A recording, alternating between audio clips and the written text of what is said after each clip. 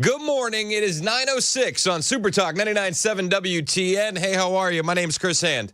Show's brought to you by our friends at Better Water LLC, water filtration systems, water softeners. You can get those at betterwater.com. You can listen to the show anywhere. The iHeartRadio app, the TuneIn app, the 99.7 WTN app. You can listen to us on the FM dial, which most of you are accustomed to at this point, I would think. And you can also watch the show. Super Talk TV is live on Facebook, YouTube, Twitter, and Twitch. If you're over there watching us live, you'll see video elements for all the audio that you hear on your radio. It's an added bonus to watching on the stream. Hit like and subscribe while you're there. We do appreciate it when you do. Helps me feed the kids and get them in a good summer camp. It's free for you to do. That really helps us out. And the kids they keep nagging me.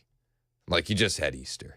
Can we chill in the camps for a second? They said, the like's good. I said, well, we'll see. We'll see after today. Did they get chocolate bunnies at the very least? They did get chocolate bunnies. Right. We had a fantastic Easter. You guys have a good Easter? We had a great Easter. Yeah. Do you get to hang out with the grandkids, Joan?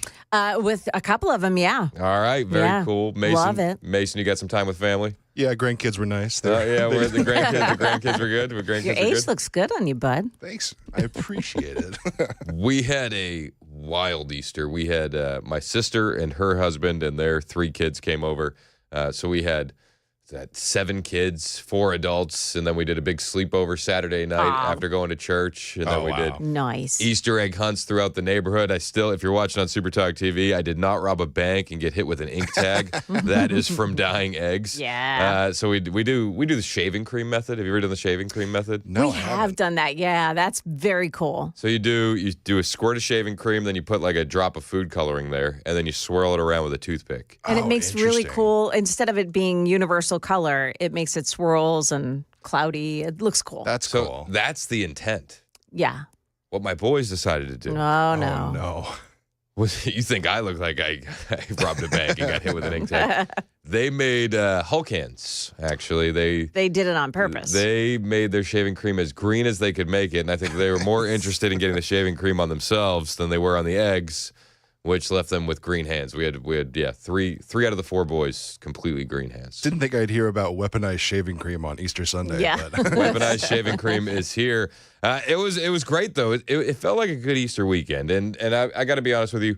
When you hear the messages of Easter being proclaimed from the biggest office in the land, it feels good. And Donald Trump on Easter Sunday released this message. Sunday we celebrate his glorious resurrection and proclaim, as Christians have done for nearly 2,000 years, he is risen. Through the pain and sacrifice of Jesus on the cross, we saw God's boundless love and devotion to all humanity. And in that moment of his resurrection, history was forever changed with the promise of everlasting life. As we approach this joyous Easter Sunday, I want to wish Christians everywhere a happy and beautiful and blessed holiday. America is a nation of believers. We need God. We want God. And with his help, we will make our nation stronger, safer, greater, and more prosperous, and much more united than ever before. Thank you to everyone, and have a really happy Easter. I just love hearing the messages like that coming from the largest office in the nation, and I think that it's good for the nation to be faith focused. It's good to have a president who wears his faith on his sleeve. Now, just being perfectly honest, he counterbalanced that message with a trolling Truth Social post for the Democrats, where Trump, he does in true Trump fashion. He doesn't hold back. He said, "Happy Easter to all, including the radical left lunatics who are fighting and scheming so hard to bring murderers, drug lords, dangerous prisoners, the mentally insane, and well-known MS-13 gang members and wife beaters back into our country."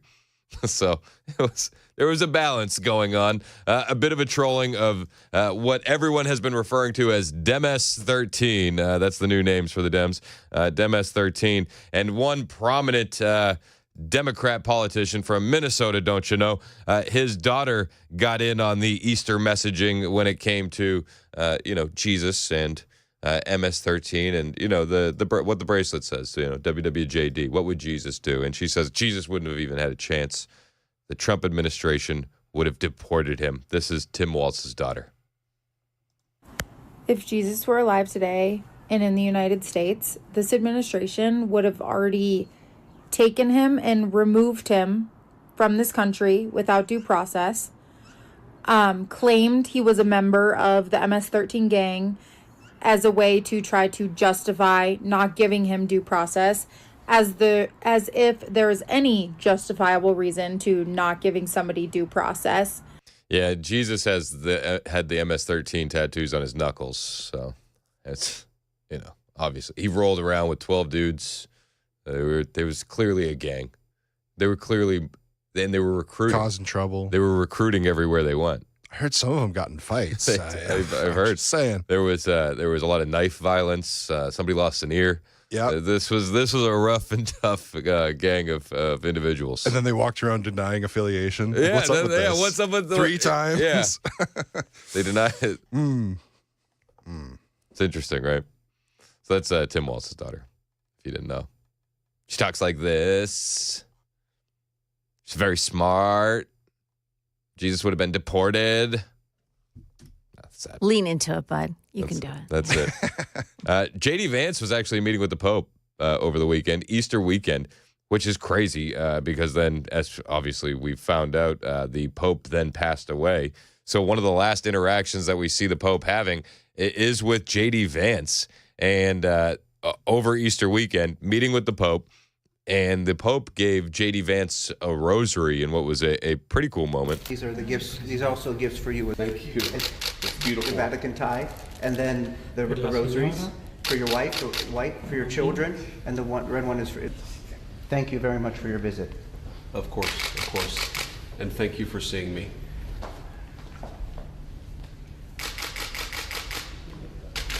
Pray for you every day. God bless you. Io prego per lei ogni giorno, che Dio la benedica. Grazie. Happy Easter. So that's the last video I've seen of the Pope alive, and he passed away, succumbing to his illness. This was this morning. They now have to replace him, and that whole process begins. So we're gonna do black smoke, white smoke. That's on deck. So. Any male Catholic, in theory, could be the next pope. Fox News has put out a list of who they think it's going to be. Cardinal Pietro Parolin, 70 out of Italy. And you have to be thinking that they've been sitting on this list for a while, right? Oh, for sure. Is it a little bit morbid when before the Pope dies, you've already gotten a list of who should replace the Pope and you have it ready to go? Well, you want to hear even more morbid? Yeah. ABC News this morning when I came in, it was just breaking that the Pope had passed away. ABC News had their prepackaged Pope's life in review. Oh, goodness. As it was being announced that he had passed away. Wouldn't, if you found out that people were doing that for you, wouldn't you be like, please stop, you're jinxing it?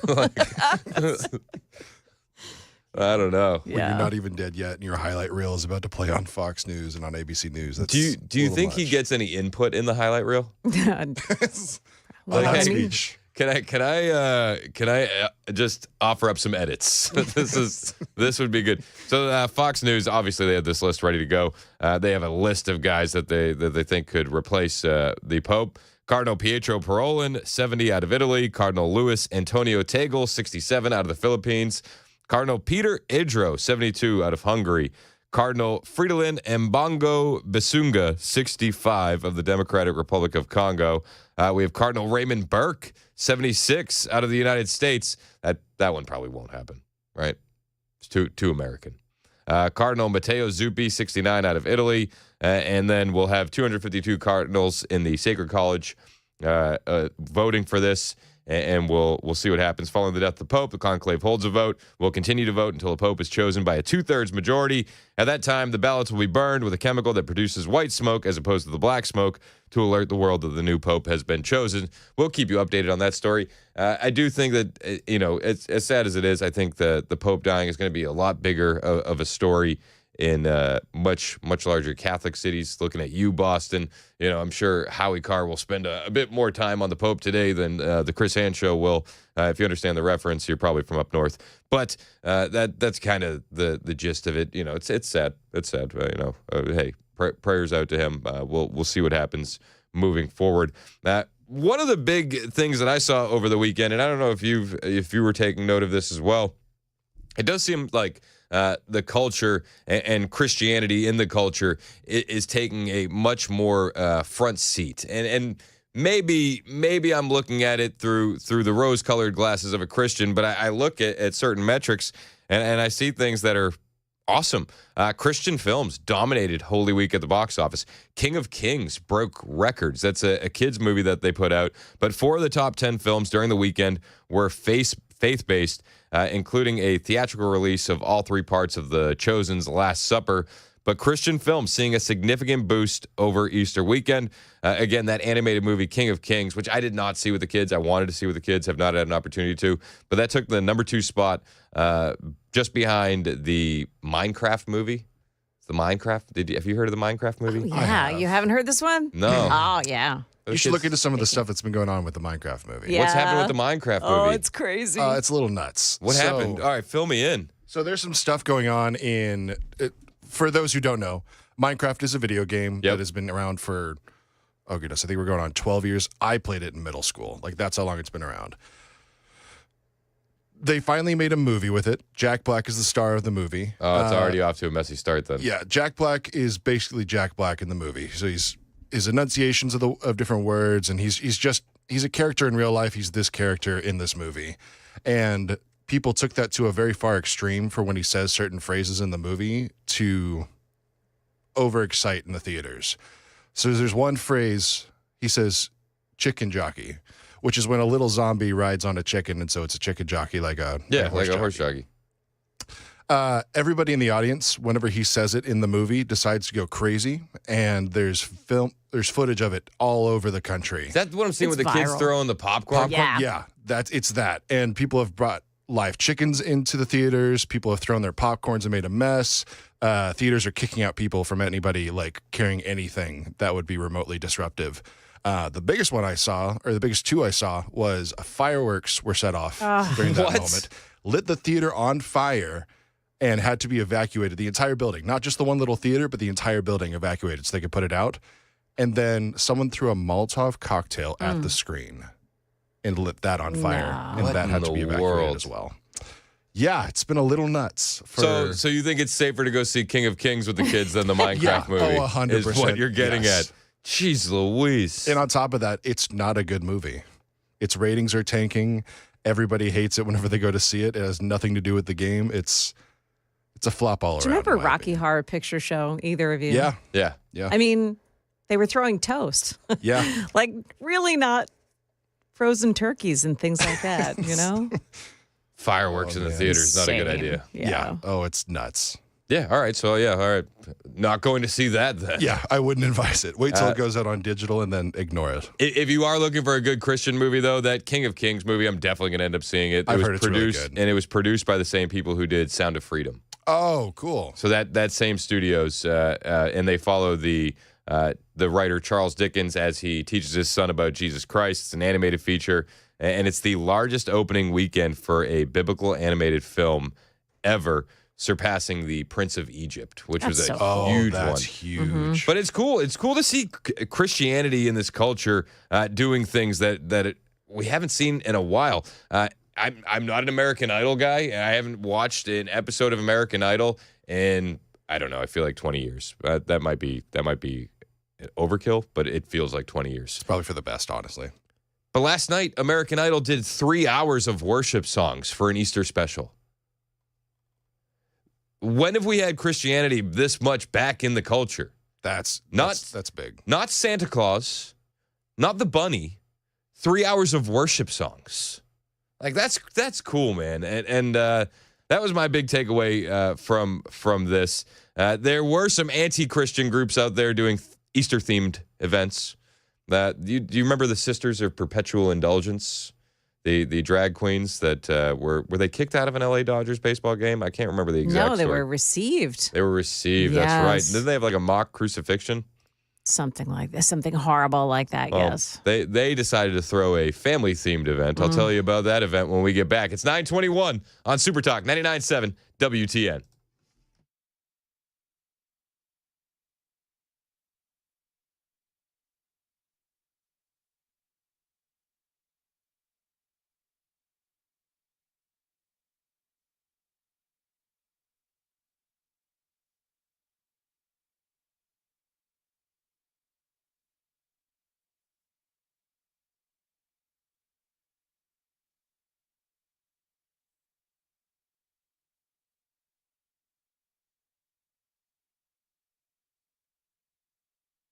Hey, it's Chris Hand from my friends over at Busy Bee Plumbing, Heating, and Cooling. You know I'm a member of the Beehive Club. You should too. More on that in a second. But first, spring rebate madness is here.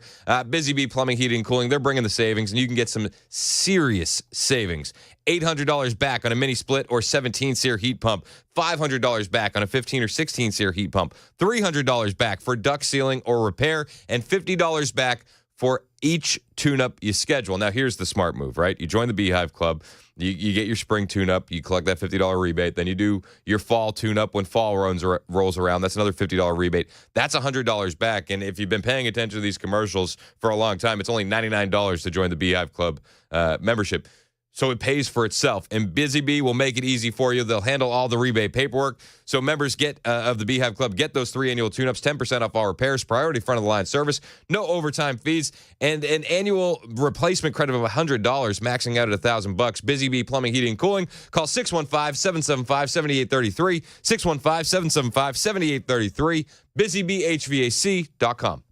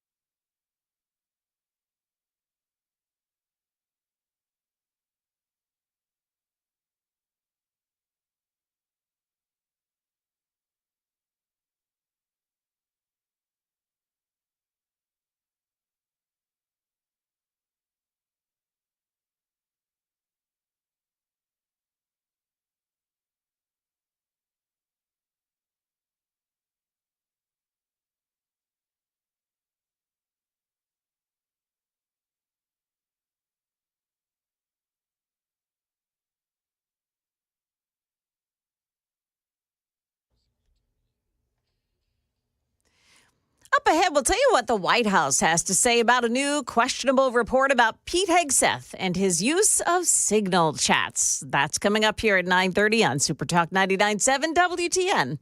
That's Joan Jones in the newsroom. My name is Chris Hand. The show is brought to you by Better Water LLC, water filtration systems, water softeners, betterwater.com.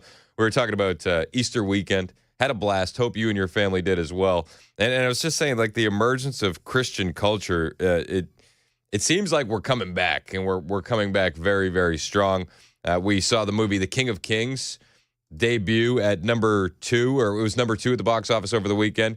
We saw American Idol host the first ever Easter special with 3 hours of songs of faith, which is just pretty cool. It's cool to see Christianity reclaiming its spot in the culture. And I do think that's what we're witnessing, albeit slowly, right? We're getting back to that. We're not where we once were, but we're headed that way. And we still have a lot of opposition. The Sisters of Perpetual Indulgence, it's actually a group of dudes, and they dress up like ladies. And they hold all sorts of fun family events. And they did it this year. Again, they had a nice Easter event.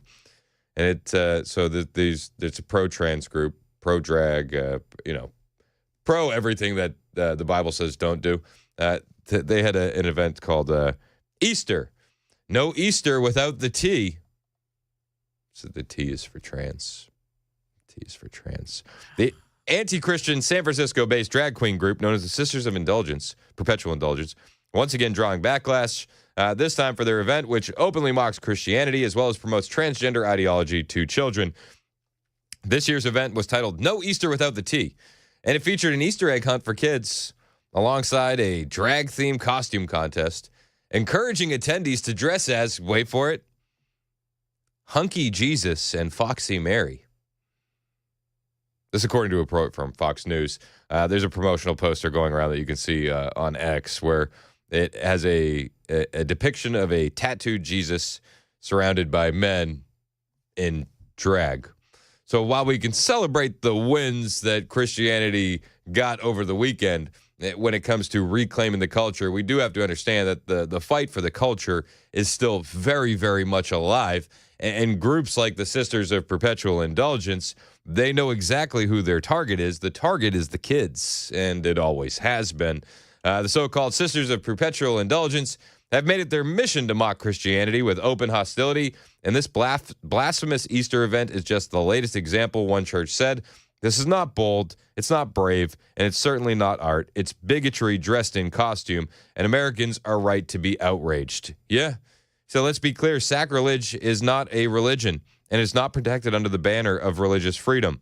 While we live in a country that defends free speech, that does not mean Christians are required to sit silently while our faith is ridiculed. We have every right and every reason to push back. Amen. It's funny, though, how all of these groups would never dare do something like this against the religion of peace, Islam. Isn't that what a weird coincidence? It's 9:30 on Super Talk 99.7 WTN.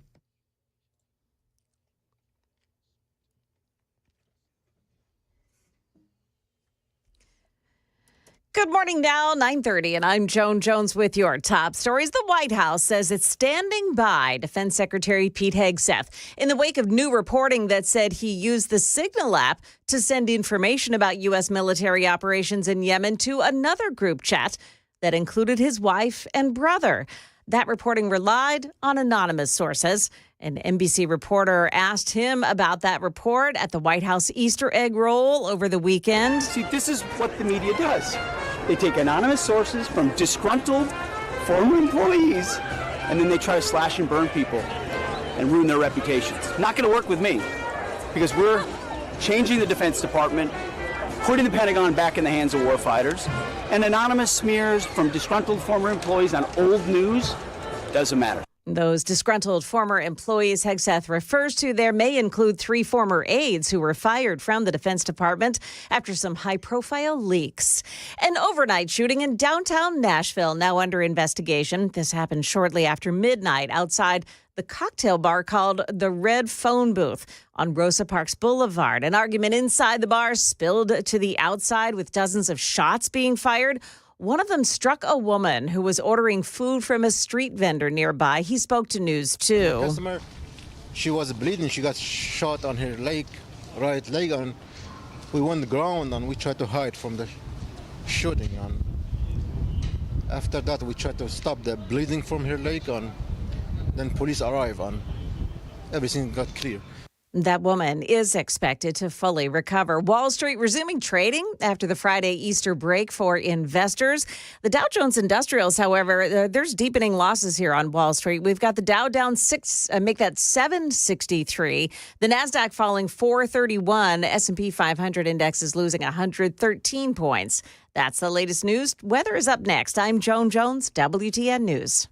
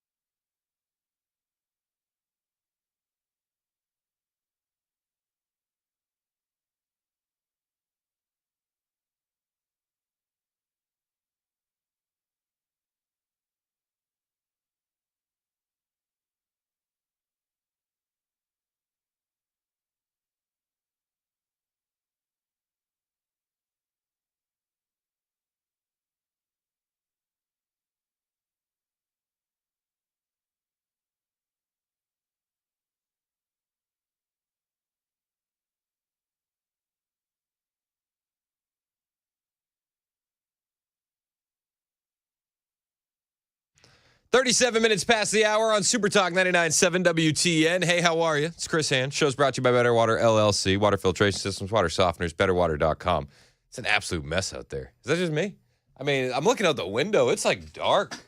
Bro, I am so done with rain right now. Really? It took me an hour and a half to get to work today. Whew. On 40. And I know that's casual 24 stuff. Yeah. I used to deal with that. I'm not supposed to be dealing with that anymore. Yeah, 24 wasn't that bad today. I got stuck near Hermitage, standstill, 25 minutes. Hey. I was like, what's going on? This never happens.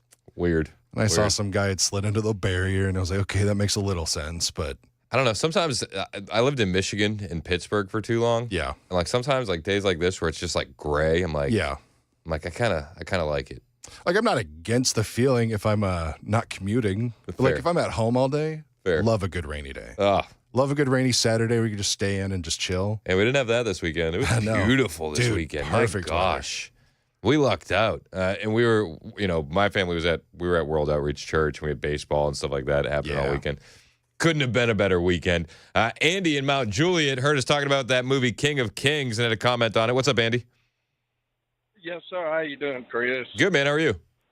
Oh, man, I'm great. I took our 7-year-old granddaughter last week. Okay. Let me tell you, it don't matter how old your kids are. Take them. Really? Please take them. It was that good? It was that good, and it probably cost about $37.48 to make. Really? Yeah, it's blowing Disney out of the water. No kidding. I love that, man, and I just love seeing the culture responding to it. Number 2 movie in the country this week is King of Kings. Yeah, we went and seen it last week, but they left out the goriest stuff. Okay. Most gore, the spear they left out. Okay. Him actually rising from the tomb they left out, so it's not going to scare you kids. That's good. My granddaughter was telling me what was fixing to happen next. I mean, it was awesome. Oh man, if she's sitting there next to you telling you what's fixing to happen next, you must be a proud grandfather right there. Yeah, she was raised in the church as your kids were. I love it. And they just know what's going to happen. They don't need the ugly stuff, the R-rated movie stuff to get their point across. It really was a great movie. I hear you. So make sure your kids see it. Yeah, I definitely will. Thank you for the call, Andy. So that movie's King of Kings. My wife texted me. She said the homeschool tutorial we do is having a mother-daughter date night. I mean, a mother-son date night. So my son and my wife are going to go see it on Wednesday. That's cool. That's pretty dope, right? That's Yeah. So I definitely want to see that. All right, so we've covered that. I feel like extensively. There was other stuff happening over the weekend. Right as Friday was coming to a close, the Supreme Court in what was the middle of the night temporarily paused the Trump administration's planned deportation of Venezuelan migrants who are suspected of being gang members, terrorists under the 1798 Alien Enemies Act. Government is directed to not remove any member of the putative class of detainees from the United States until further order of this court. The order from the Supreme Court read, per NBC News, while the court did not grant or deny any application filed by lawyers for detained Venezuelan illegal migrants, it effectively hit pause on the case. The court did not grant or deny an application filed by lawyers for the detainees, but just hit pause on the case, which affects people currently being held within the jurisdiction of Northern District of Texas. And I've seen a lot of people getting very upset about this. They're like, oh, Trump has every right to do this. And I completely agree. But I just say take a deep breath when it comes to what's going on with the Supreme Court, okay? This is temporary. It's a temporary injunction implying to one specific set of migrants waiting there, okay, pending a hearing. The Supreme Court, I do believe, and has made it seem very clear on numerous occasions, the president's power to preserve the border. And I think we're going to get there. Alito dissented from that ruling, and Alito wrote a lengthy dissent against that ruling. And he said, this is in sum, literally in the middle of the night, the court is sued is sued unprecedented and legally questionable relief without giving the lower courts a chance to rule, without hearing from the opposing party within 8 hours of receiving the application, with dubious factual support for its order, and without providing any explanation for its order. I refuse to join the court's order because we had no good reason to think that, under the circumstances, issuing an order at midnight was necessary or appropriate. I tend to agree with Alito. I think that we're going to learn a lot more about this in the coming days. The Trump administration is just going to keep chucking ahead, though. I don't think that they're going to get down on themselves. They're not going to be kicking the dirt, and they're not going to be ho-hum about it. They're going to get back to work. And the Trump administration is continuing to work.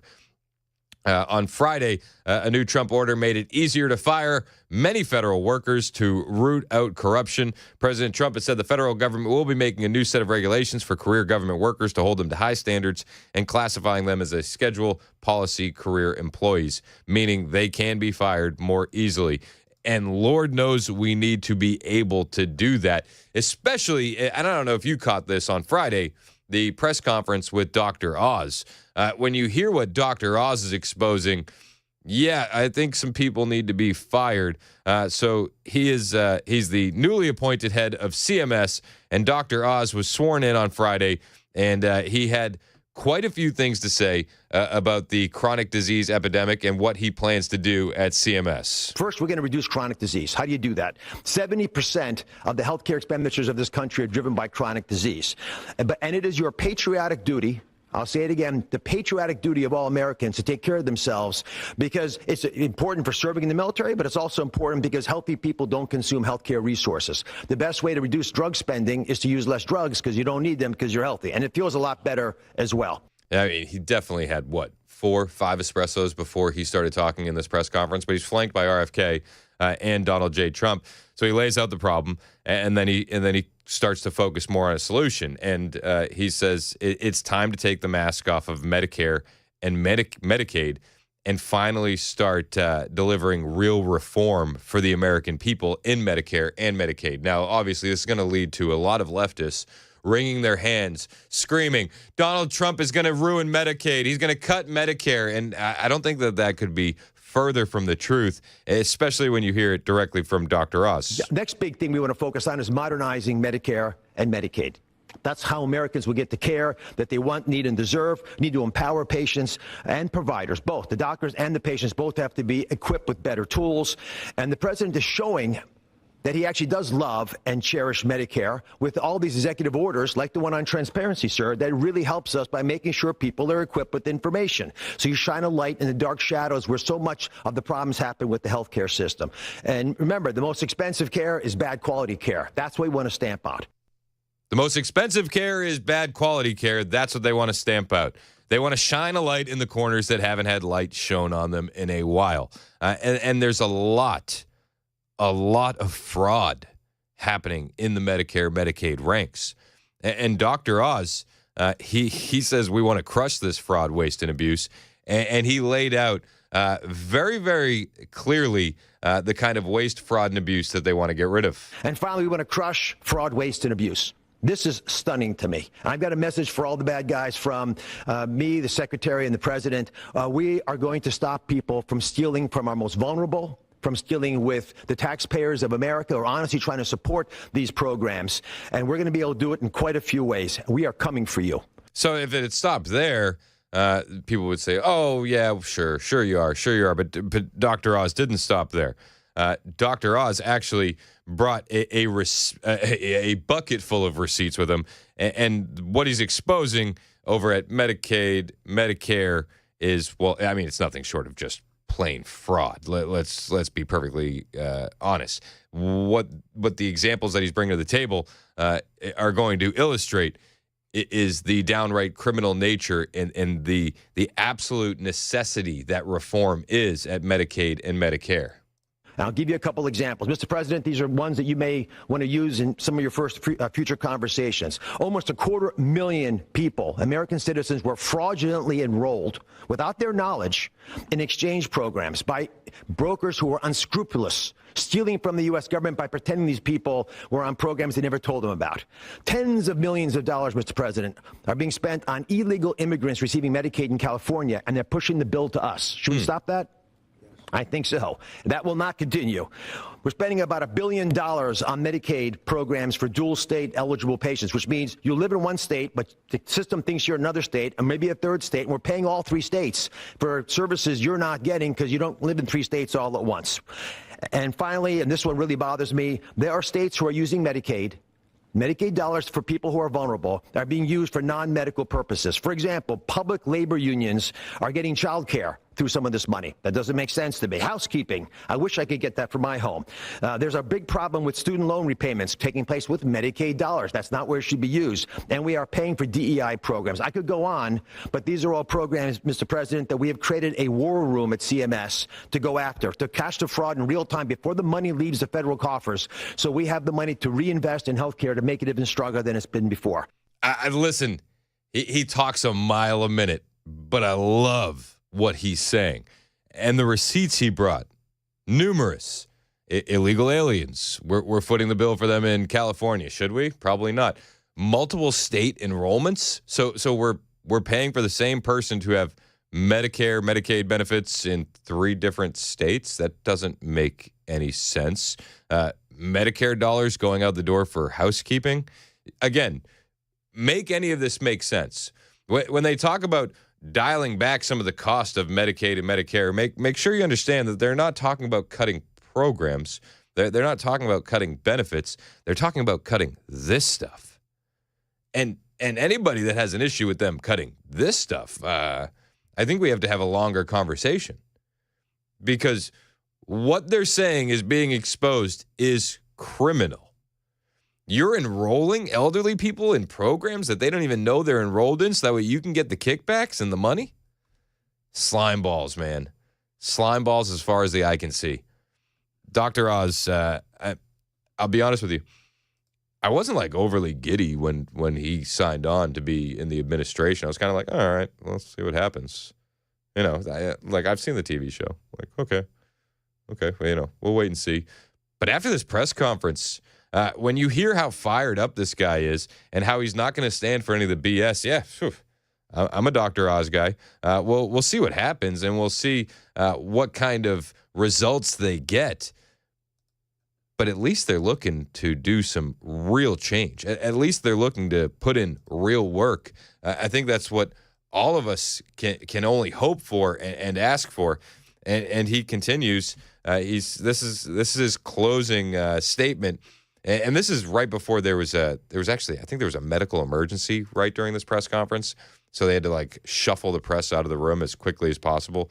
But he did get to hit his closing statement before this press conference wrapped up. Together, we're going to make the care better. We're going to make the outcomes improve, and we're going to make sure that America can actually be the healthiest country that could ever possibly be. We'll make America healthy again. God bless you both, sir. That's Dr. Oz, new head over at CMS. Gail in Bradyville wants to talk about Medicare. What's up, Gail? Chris, if you have a connection with Dr. Oz and RFK, please let them know about this. Okay. I was diagnosed with breast cancer back in 22 and started my chemotherapy in August of 22. So I was also on the maintenance drug, Conjenta. Okay. With that, you stay on for a year. But in April of 23, they got a letter from Medicare stipulating that I had to be changed to Ontruzit. Conjenta is already a generic drug. Chris, that Ontruzit tore me up, along with other patients. The side effects of this was horrible. I had 5 more treatments. Who the hell do they think they are interfering in a patient's treatment? This has to be stopped if we need help. Because they're interfering in all kind of stuff, and it was all over money. But this is a substandard drug. I've worked 45 years. Why are we being treated like second-class citizens? Yeah. Please let them know about this, because the doctor said, and I'm going to fight them because I'm going to sue them. Good for you, Gail. Listen, the doctor said, if you win, you do not know the help that you will be giving all patients. Well, hey, I'll be praying for you, Gail, and I hope you do win. And this is exactly the kind of stuff that I think Dr. Oz is a bit sick of, and I know that the American people are definitely sick of as well. Patricia, I see you on the line. Hang on, we'll get to your call next. It's 9:52 on Super Talk 99.7 WTN.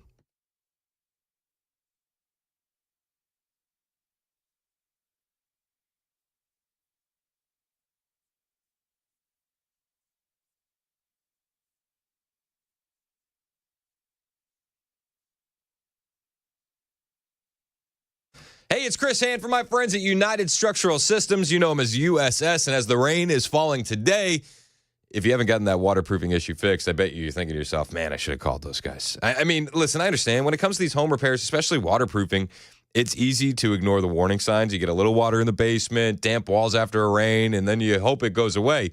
But here's the truth. Small problems are never going to stay small. And the good news, though, is that United Structural Systems, they're here to give you the peace of mind. USS has helped over 30,000 homeowners across Middle Tennessee and Southern Kentucky. They're not about sales pressure. When their experts show up, you're going to get an honest guy with giving you the right answers from people who care about your home, not a guy who's more caring about his quota. That's not what you're going to deal with. Whether it's foundation repair or waterproofing, USS stands behind their work, their warranties, and you can trust them. They're locally owned, 30 years in the game. They're here for the long haul. So if you see the signs, especially today as the rain is falling, don't wait. Call USS at 615-488-7855, 615-488-7855. United Structural Systems, keeping homes dry and stable. You can see them online, USSTN.com.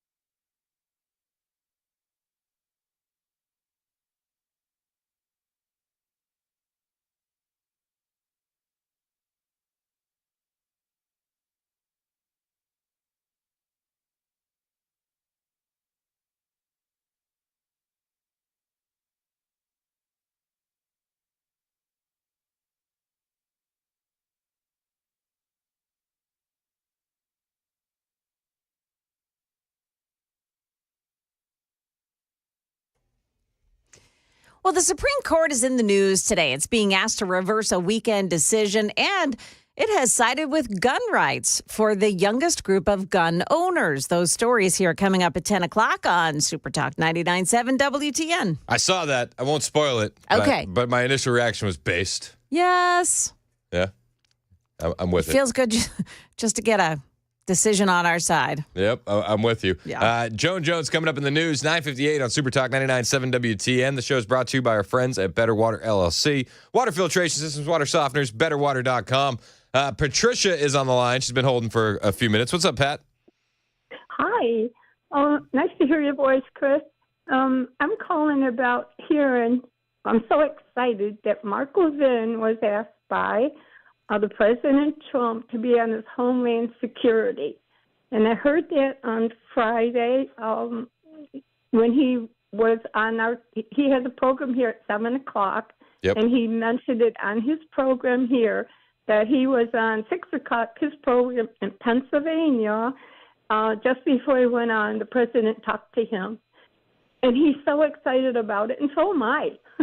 Yeah, no, I think that'll be great. And listen, in the radio world, it also opens up a lot of opportunity. So I'll be excited to see who lands that national shift, because I don't believe he'll be able to do both. But yeah, Mark Levin, he's going on the Homeland Security Advisory Council, which they say is comprised of top experts in their field. President Trump creating that. Yeah, it should be good. I'm not anti Mark Levin, but I wouldn't say I'm the biggest Mark Levin guy when it comes to his radio show. Yeah. It's just not my style. I think he's a smart guy. And we appreciate the years that he's devoted to his craft, Yeah. for sure. Because I don't think we'd be in news talk where we are today without him. But we got radio hosts dropping left and right. Dan Bongino, Mark Levin. They're pulling big names for a reason, though. And smart guys. They don't answer any of my emails. I don't understand. I don't understand what's going on. Stalker. It's 10 o'clock on Super Talk 99.7 WTN.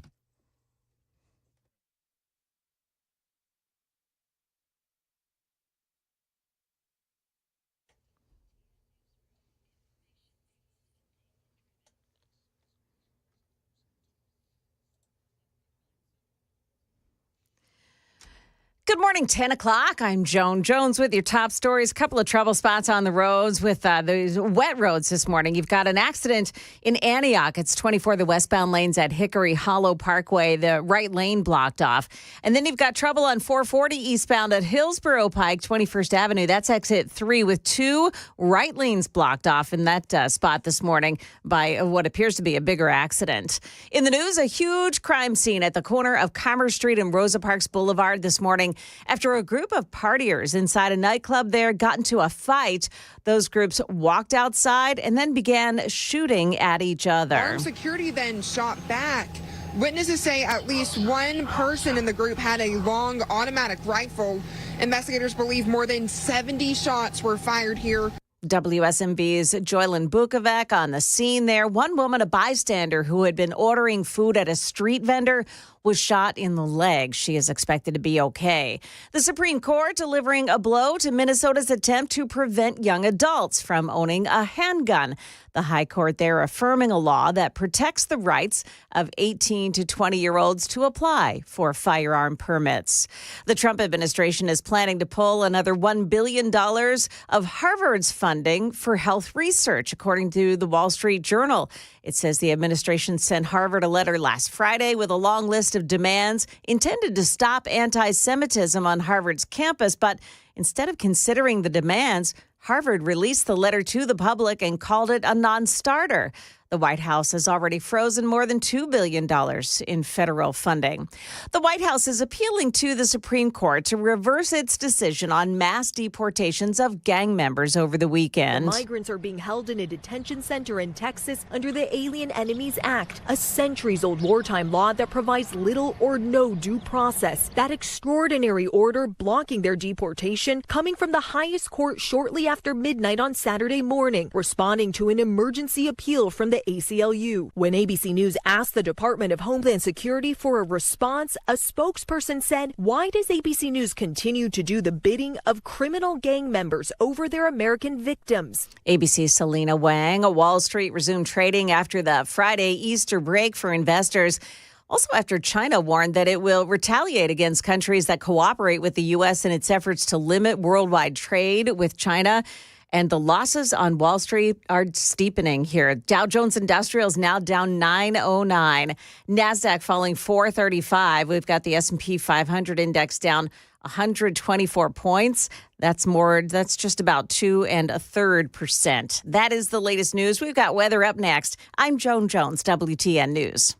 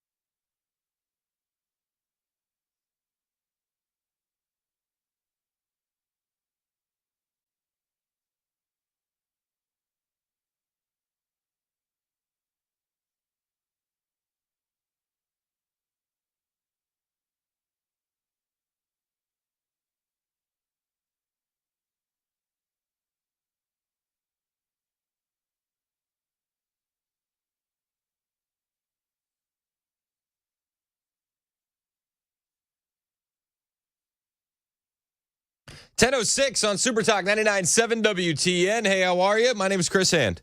Show's brought to you by Better Water LLC, water filtration systems, water softeners.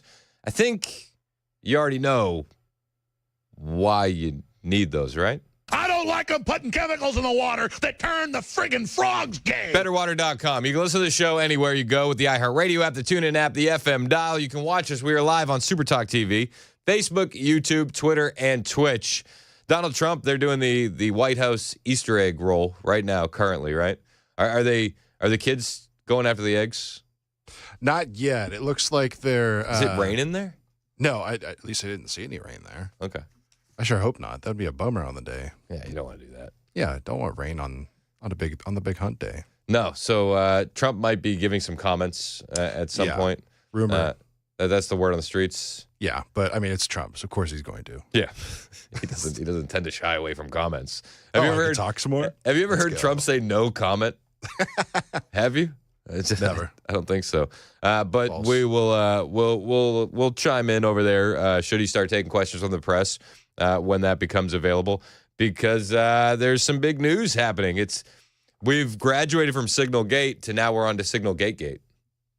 Are you ready for that? Twice the gate. Twice the signal chats. Is it Gatesgate or is it? I think Signal Gate. Signal double G. Signal double G. Gate better. Yeah. All right, so here's the story. Defense Secretary Pete Hegseth shared war plans in second signal chat report. They don't have any screenshots this time. There wasn't a journalist accidentally added this time. But they're gonna hold this up with the same righteous indignation that they did with the last one, right? That's what we're gonna deal with? Is that where we're going? That's where we're going. Defense Secretary Pete Hegseth sent details of the March attack on the Houthis in Yemen in a second group chat that included his wife, brother, and personal lawyer.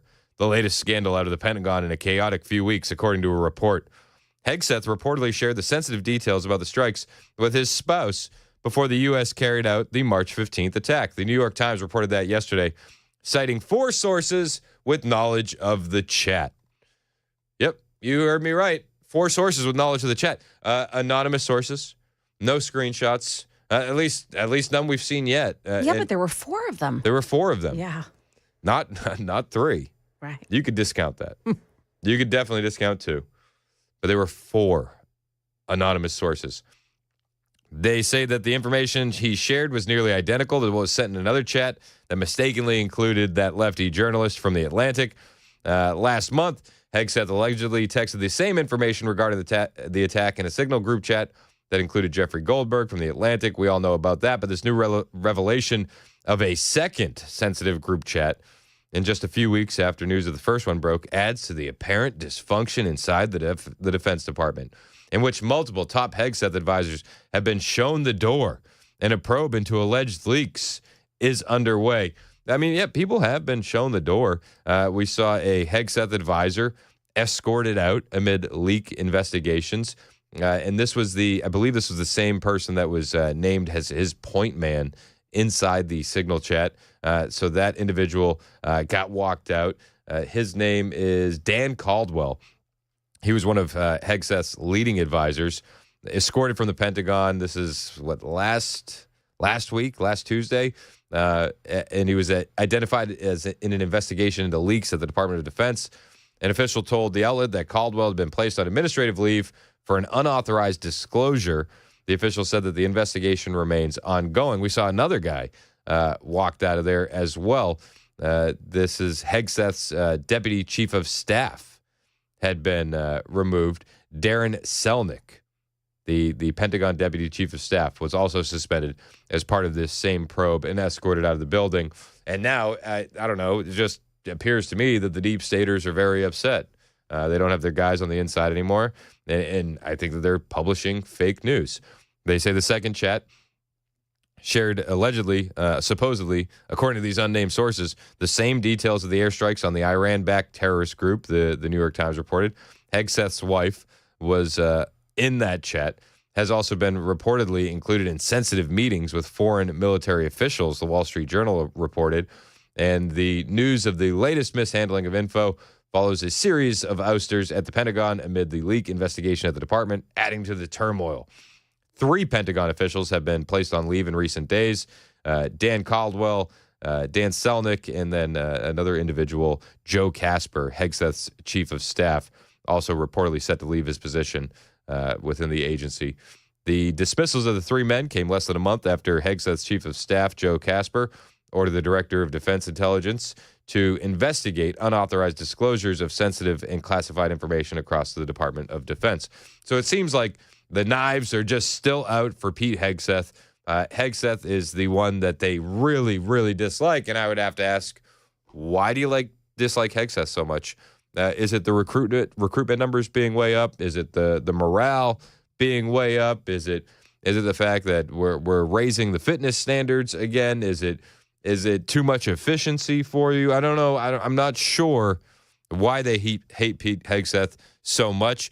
They caught up with him, though, at the Easter egg roll, and he has since slammed the subsequent Signal Gate controversy. Do you have anything you want to say, sir, about the Signal chat controversy? You know, what a big surprise that a few leakers get fired and suddenly a bunch of hit pieces come out. from the same media that peddled the Russia hoax won't give back their Pulitzers. They got Pulitzers for a bunch of lies. Pulitzers for a bunch of lies. And on hoaxes, time and time and time again. And as they peddle those lies, no one ever calls them on it. See, this is what the media does. They take anonymous sources from disgruntled former employees, and then they try to slash and burn people and ruin their reputations. Not going to work with me, because we're changing the Defense Department, putting the Pentagon back in the hands of warfighters, and anonymous smears from disgruntled former employees on old news doesn't matter. So I'm happy to be here at the Easter egg roll with my dad and my kids, because, this is what we're doing it for. Amen. This is what we're doing it for.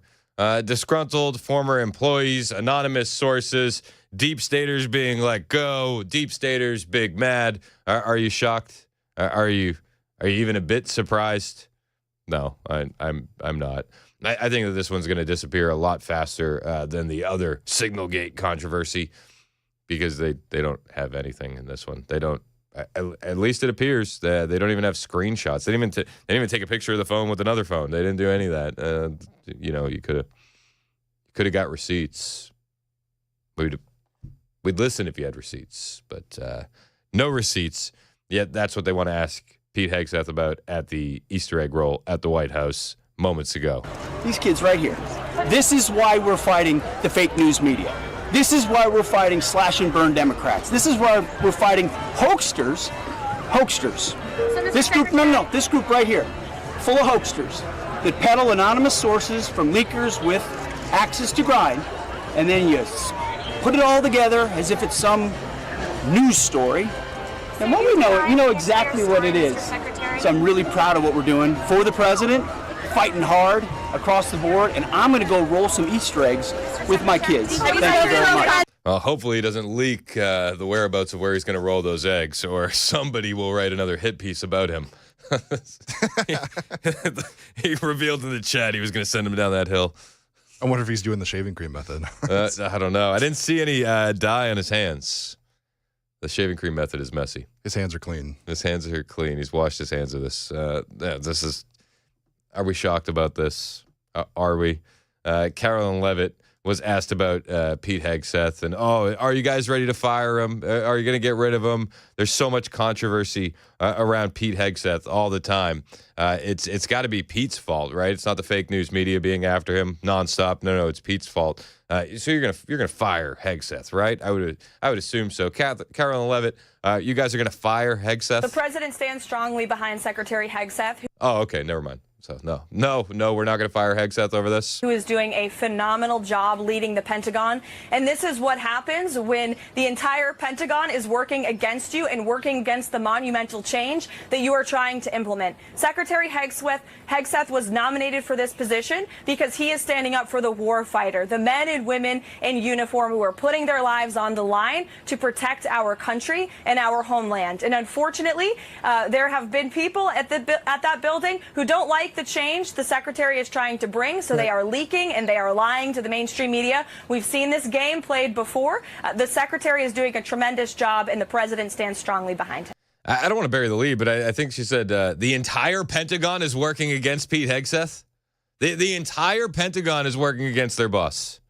Now, I'm sure it's not the entire Pentagon. I mean, I'm sure that's used to, accentuate the point that she's trying to make. But how much is too much of the Pentagon working against their boss? Like, let's be honest. Is 10% enough? 20%, 30%, 40%? Is half the Pentagon working against Pete Hegseth? I'm sure there's a lot of neocons and warmongers that are left over at the Pentagon that are very upset by this new direction. Very, very upset. And I'm sure that this is where a lot of these leaks are coming from. No, President Trump is not going to fire Pete Hegseth for another piece of fake news. No, it's not going to happen.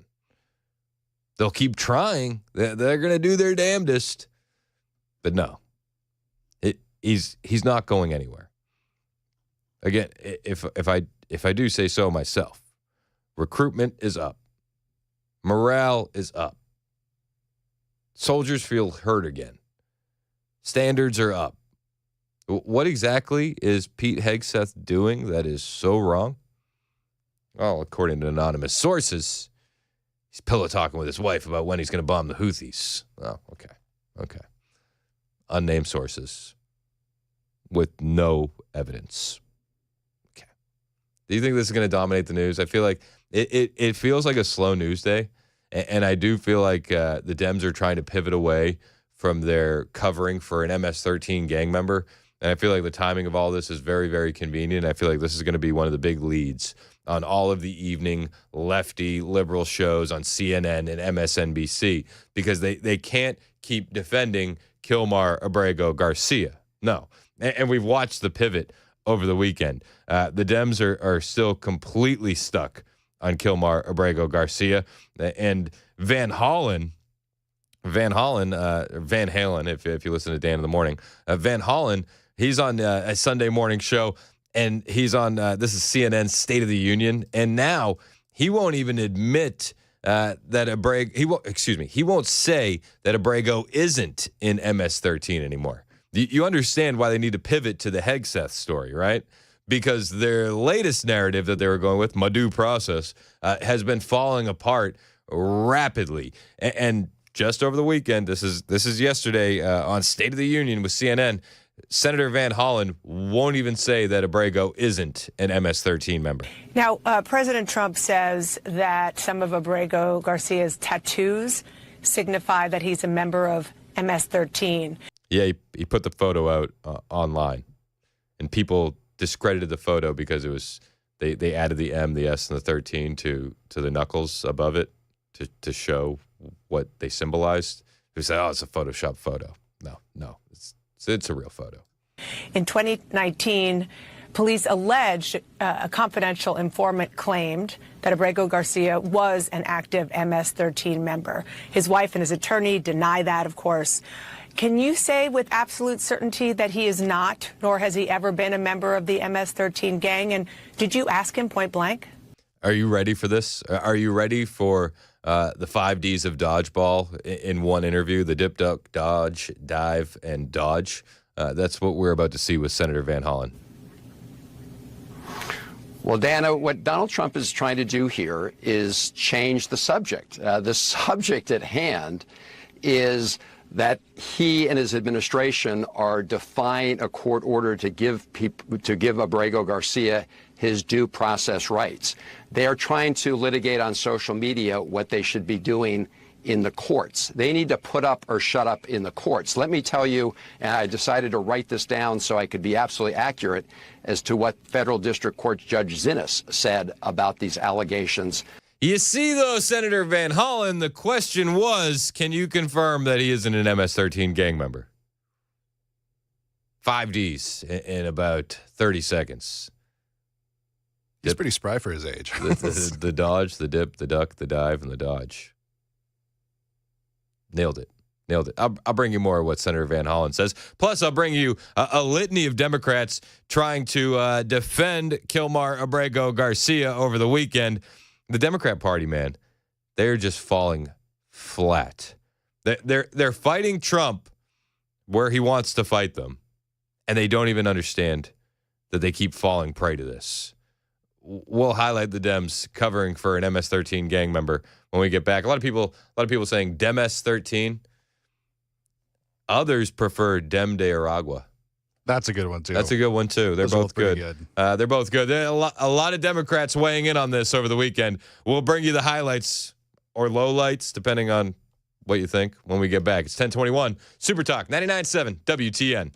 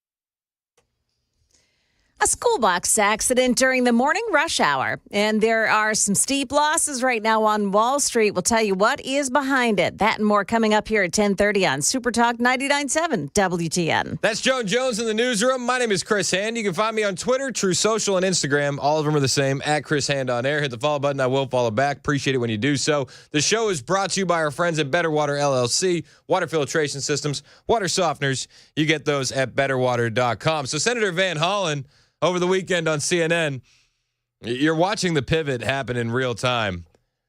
It went from we have to stand up for Kilmar, the Maryland man. We have to look out for him, to a pivot away. This isn't about Kilmar.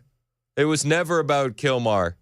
This is about my due process. And he was asked on CNN over the weekend, Is Kilmar Abrego Garcia in MS-13? This comes after Donald Trump posted the tattooed knuckles, which illustrate an MS-13 tattoo on this individual's hands. This also comes after the weekend where Kilmar's wife was posting photos of that Maryland man, and she was using emojis and hearts to cover up his knuckles in the photos because everybody knows those are MS-13 tattoos. So Senator Van Hollen is asked, is Kilmar an MS-13?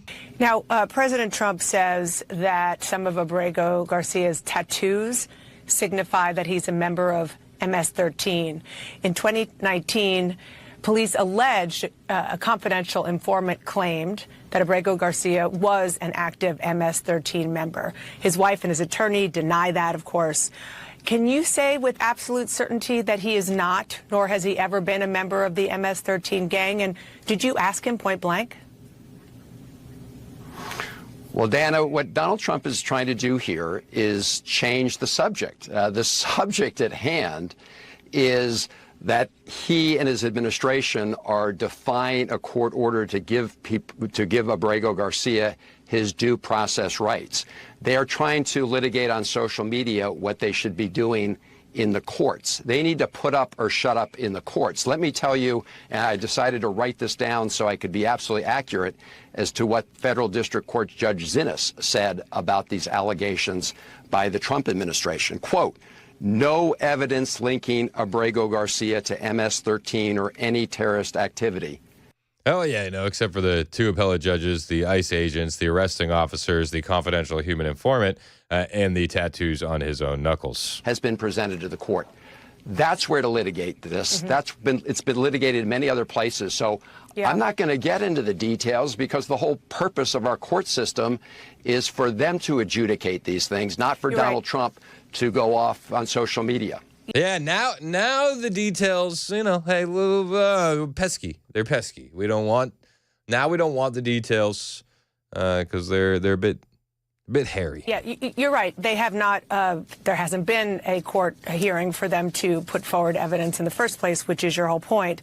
But since you were the one person to have met with him, and since this is a thing, you say on social media, it's what we hear from Donald Trump and Republicans every day, all day long. You didn't ask him? Well, no, Dana, he didn't ask him. No. I didn't ask him that because I know what his answer is. What he told me was he was sad and traumatized that he was being in prison because he has committed no crimes. Except for the human trafficking that he got let off for, except for the spousal abuse that he got let off for, no crimes. He hasn't been convicted of any crimes. No, I didn't ask him. I knew what the answer would be. He's an MS-13 member. He's going to lie to me and say he's not an MS-13. And that goes to the heart of this issue because he's being denied his due process rights. And Donald Trump is trying to change the subject.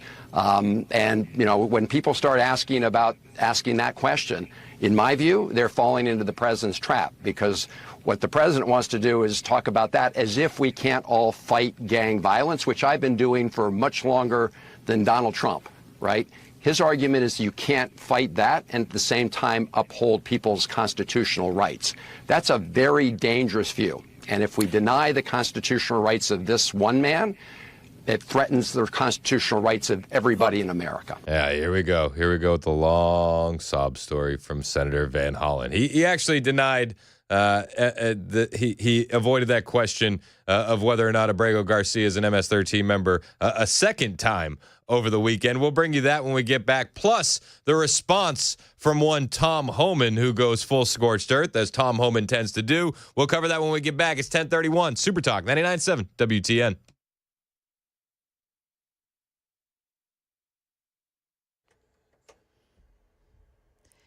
Good morning, 10:30, and I'm Joan Jones with your top stories. Yeah, we have some rain today, and currently we're at 66 degrees with that rain, some fog and mist as well. We are learning of an accident involving a school bus this morning in Antioch. Metro Nashville Public Schools saying that crash occurred about 7:30 this morning on Franklin Limestone Road near Billingsgate Road. That bus was rear-ended by a car, pushing the bus into another car in front of it. No students were on the bus at the time. One person from one of the cars involved had been injured, but it's not clear the extent of that person's injuries. The latest attempt to target Defense Secretary Pete Hegseth in the media, apparently it has fallen on deaf ears. President Trump says he stands behind Pete Hegseth. President Trump has also ordered flags to be flown at half-staff in honor of Pope Francis today, who has died at the age of 88. The president calling the Pope a, quote, good man who worked hard and loved the world in comments during the Easter egg roll.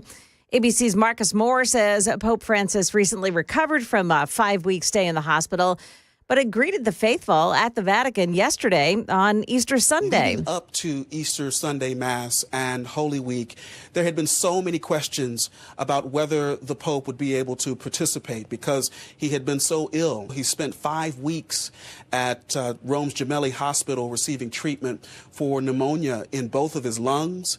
And everything that we have learned since is that it was so serious that for a time, doctors there remained guarded about his prognosis. China has returned some Boeing aircraft to the U.S. after ordering its airlines not to take further deliveries of Boeing planes. In a tariff-fueled move, China also warning other countries not to agree to Trump trade deals. Right now, the Dow Jones Industrials losing over 1,000 points. We're down now 1,023. The NASDAQ has fallen 491 points, and the S&P 500 index down about 140 points. That is the latest news. We've got weather up next. I'm Joan Jones, WTN News.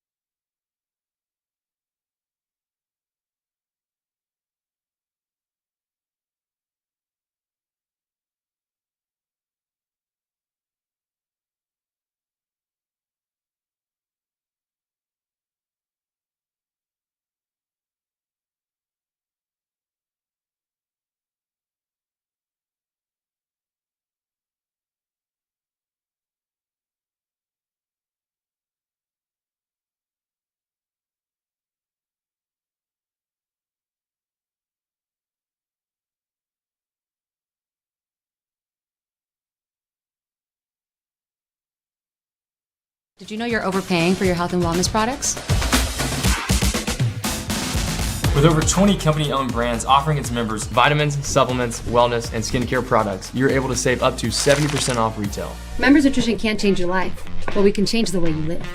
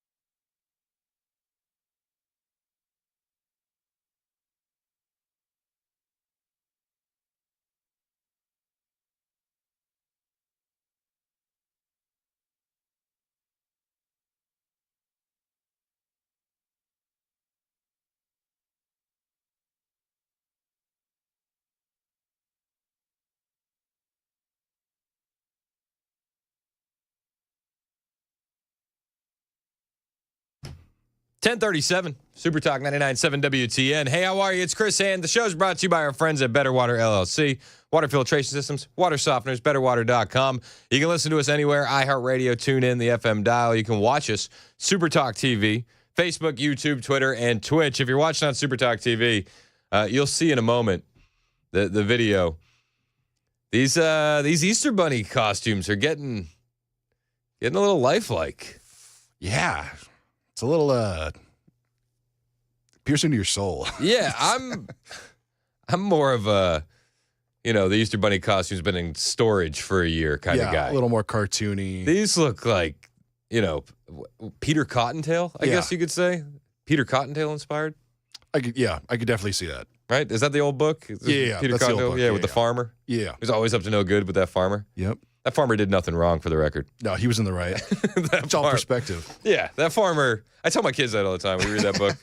That farmer was just trying to feed his family. Like, that rabbit needs to stop messing around. Yeah, it's the same thing with like Ratatouille, that movie with the rat that controls the dude with his hair. Yeah, the head chef was not in the wrong. No, there's a rat in his kitchen. You could do this with like any Disney movie. Oh, for sure. Like for sure. I do this with my 11-year-old. I've ruined them for her all the time. Like, Gaston was the good guy in Beauty and the Beast, and she's like, "What?" I was like, everybody's terrified. There's a monster living outside. And the one guy who's willing to put his neck on the line goes out there to protect the girl he loves. Yeah. Gaston was a good guy. Frozen, everybody's afraid of the witch who can turn people to ice. Yeah. I can't blame him for wanting to get rid of her out of the town. No. I'm just saying. How about this? How about Peter Pan? Yeah, the original story of Peter Pan? Peter Pan was abducting kids, and Captain Hook said, "You got to put an end to it." Captain Hook was the good guy. Stop taking children from their houses. Yeah, That's please stop kidnapping kids. You're putting that on me, and it makes me look bad. Yeah. That's not, no. Hook is like, I'm rescuing these kids and I'm trying to take them home. Yeah, and then I'm the bad guy here. Why are you throwing crocodiles at me? That's not fair. Well, I got off on this tangent because the Easter bunnies at the White House egg roll look a little bit too real. Yeah, it's a little creepy. They were just giving some statements over at the White House Easter egg roll. President Trump giving props to the First Lady. And I just want to give a special thank you to our great First Lady who organized this entire event. She worked very, very hard on it. Crowd goes wild.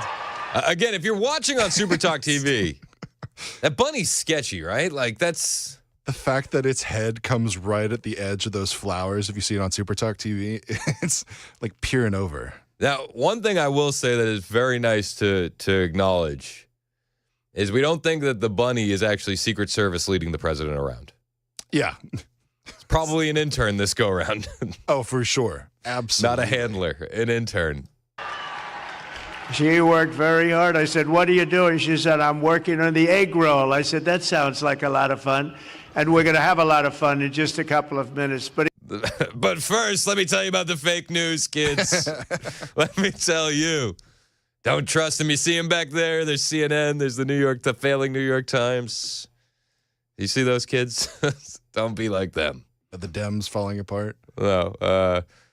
This is President Trump giving some statements during the Easter egg roll and also sending his condolences to the loss of the Pope. Well, thank you very much, everybody, and a very happy Easter to everyone. It was a beautiful day yesterday, and it's a beautiful day today. We don't have to worry about sunburn, but looks like it's not going to be raining. It's going to be really something special. 42,000 people are expected all throughout the day, and it's an honor to have you. I just signed an executive order putting the flags of our country, all of them, all federal flags and state flags, at half-mast in honor of Pope Francis. So he was a good man, worked hard. He loved the world, and it's an honor to do that. I want to thank everybody for being here. This is some band. I've heard this band actually indirectly for 4 years and very directly now for 4.5. And I like the direct method even better. But the Marine Corps band is very, very special. Thank you very much. What a great job. Thank you. So you heard there that half-mast for flags at the federal and state level for Pope Francis, who passed away this morning at the age of 88. There's already it's just so awkward. Like, they had everything ready to go for this guy Joan was saying that the ABC News package, it was like, a couple minutes after his death had been announced. So like, here's the highlight reel. Yeah, like it's such a fast response. It was like they're just hovering over the play button. I mean, they had that ready to go. Yeah, it's crazy. Fox News already had a list of who's going to replace him. And it wasn't a small list. It wasn't like, we threw 5 people on here. It was very in depth as to like why these individuals would replace the Pope. And it's like, you feel like this article's been updated, but only to update the ages of the replacements because they've probably been sitting on it for a very long time. It's like a little morbid, right? Just a little bit. I feel like if I ever got that famous, I'd be like, please wait until I actually die to do the work. Like, please. I want there to be some mourning time. Yeah, get working on it right away, by all means, just not before I die, if at all possible. Let my body get a little cooler. Yes. If at all possible, please don't work on my obituary until post-death. But one of the things, and I made this note at the beginning of the show, it does feel like Christianity is really clawing its back way into the culture. And I do think that the president has absolutely helped in that regard. He's not the end-all, be-all. Right? He's not a perfect man. Nobody's saying that, and nobody's worshiping the president. We only worship Jesus. That at least for me, personally speaking, that's all I worship. But bringing Christianity back into the culture is a good thing for the nation. The Democrats, they want the culture to be the exact opposite of what the Bible preaches, and we've seen that on display numerous times. They champion people like Kilmar Abrego Garcia, who is an MS-13 gang member that beats his wife. That's the kind of heroes they have. On the right, we choose to honor the right people, and Donald Trump is now doing that once again from the White House. Speaking of special, Easter is special, and it's one of our favorite days. It's one of our favorite periods of time. We're honoring Jesus Christ, and we're going to honor Jesus Christ very powerfully throughout our lives, all throughout our lives, not just now, all throughout our lives. We're bringing religion back in America. We're bringing a lot of things back, but religion is coming back to America. That's why you see the kind of numbers that you're seeing, the spirit and the kind of numbers that you're seeing. So, listen, I'm here for it. I'm here for it. I think that's the one thing that can save this country is revival. Everything else is nice. We had Seth Gruber at my church a couple weeks back, and he said Trump is great. Let's just be honest. He's the tourniquet, right? Like he's creating a window for us, and we need to seize on that. We need to, hold our Christianity up loud and proud and bring it in the places where we've been told for a while now we're not allowed to have it. Places like the White House, where last year around this time they were honoring Transgender Day of Visibility. Whereas now we're back to honoring Jesus Christ on Easter. Thank you. The Democrats are lost, though. The Democrats have spent the better part of the last week defending an MS-13 gang member whose wife had to take out a protective order against him because he was beating on her. Like that's who they're defending. Gang members and human traffickers, and well, they're terrorists now since Donald Trump's since Donald Trump. What's the word I'm looking for? I'm like drawing a blank on the word. He said that they're terrorist organizations. I was gonna use a fancy word, but whatever. I forgot what fancy word I was gonna use. Designated. Damn it. There you go. I knew it was designated. There you go. It was right on the tip of my tongue. I was like, I can't help you if you don't give me context, bud. Bro. I can't. Some days I can't help myself. I blame the rain. All right. So the Democrats are they're defending an individual who is a member of an organization that was designated a terrorist organization. That's where the Democrats currently are. The conservatives have been honoring Jesus Christ all weekend. Choose your team. Which team would you like? Well, many Democrats stepping up and saying, hey, we'll take the ones defending gang members. That's my team. Jamie Raskin even went as far over the weekend on the Jen Psaki show to call Chris Van Hollen a hero. He's very proud of his friend for what he did. That's such an interesting quote. I'm glad you brought it up. I mean, there were a lot of, it's so important to talk about the inspiring things, I think. There's a lot of dark things happening. One of the things that I thought was also very good this week was obviously Senator Van Hollen, your senator from your state, going to El Salvador. He was able to meet with Abrego Garcia. He also threatened, before he went there, he threatened that they would be violating international, they were in violation of international law, which maybe that had an impact on Bukele and the government, who knows. But I'm curious, as you're watching that sort of activity, and as we're seeing the Trump administration completely open and willing to send individuals, even American citizens potentially overseas, whether threatening or not threatening, but kind of appealing to or focusing public messaging on the leaders who are doing this as part of what you think is effective here, part of what Van Hollen did. Yes, Jen Psaki, she always knows how to just put it the right way. Senator Van Hollen's an inspiration. He's a hero that kids can look up to.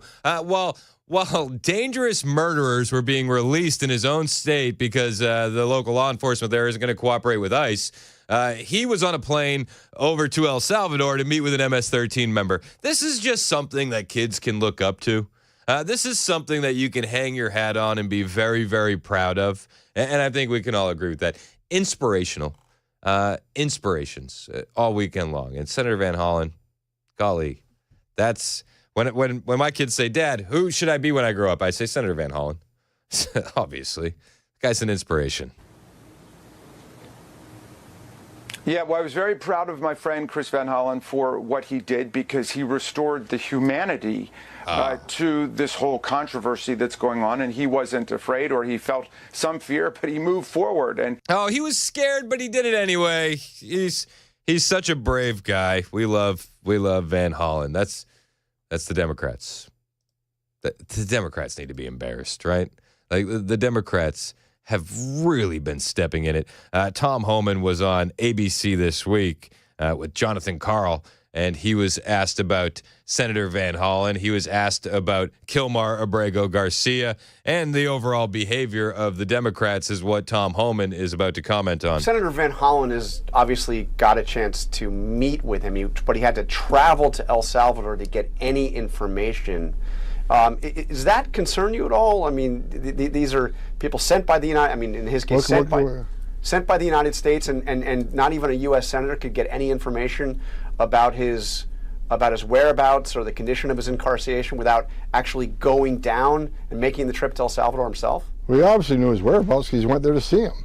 But you know what bothers me more than that is a U.S. senator traveled to El Salvador on taxpayer dime to meet with an MS-13 gang member, public safety threat, terrorist. Yeah, weird. Yeah, that bothered me a lot too, actually. The trip was absolutely taxpayer funded. Make no mistake about it.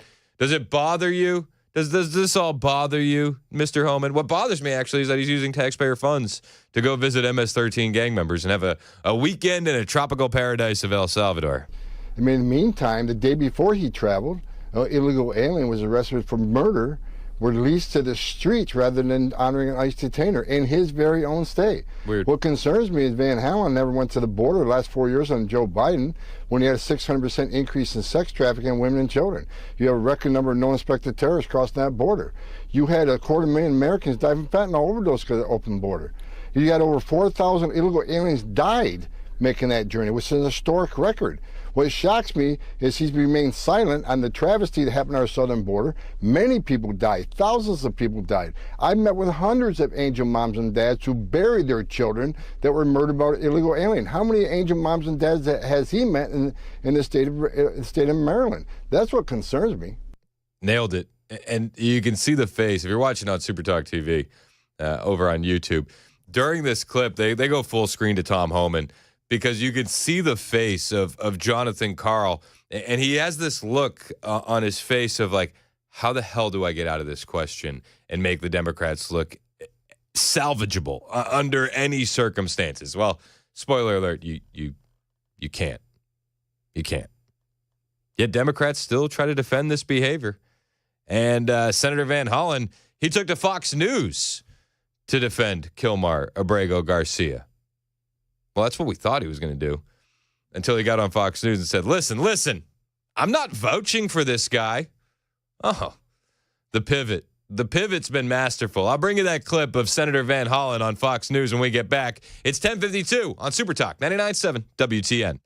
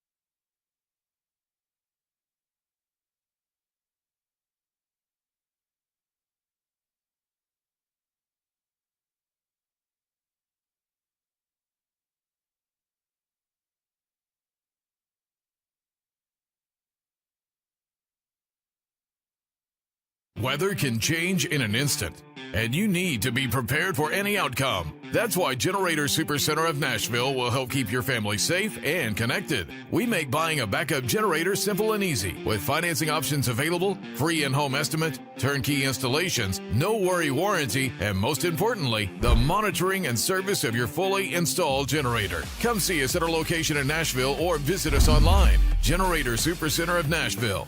We serve all Middle Tennessee.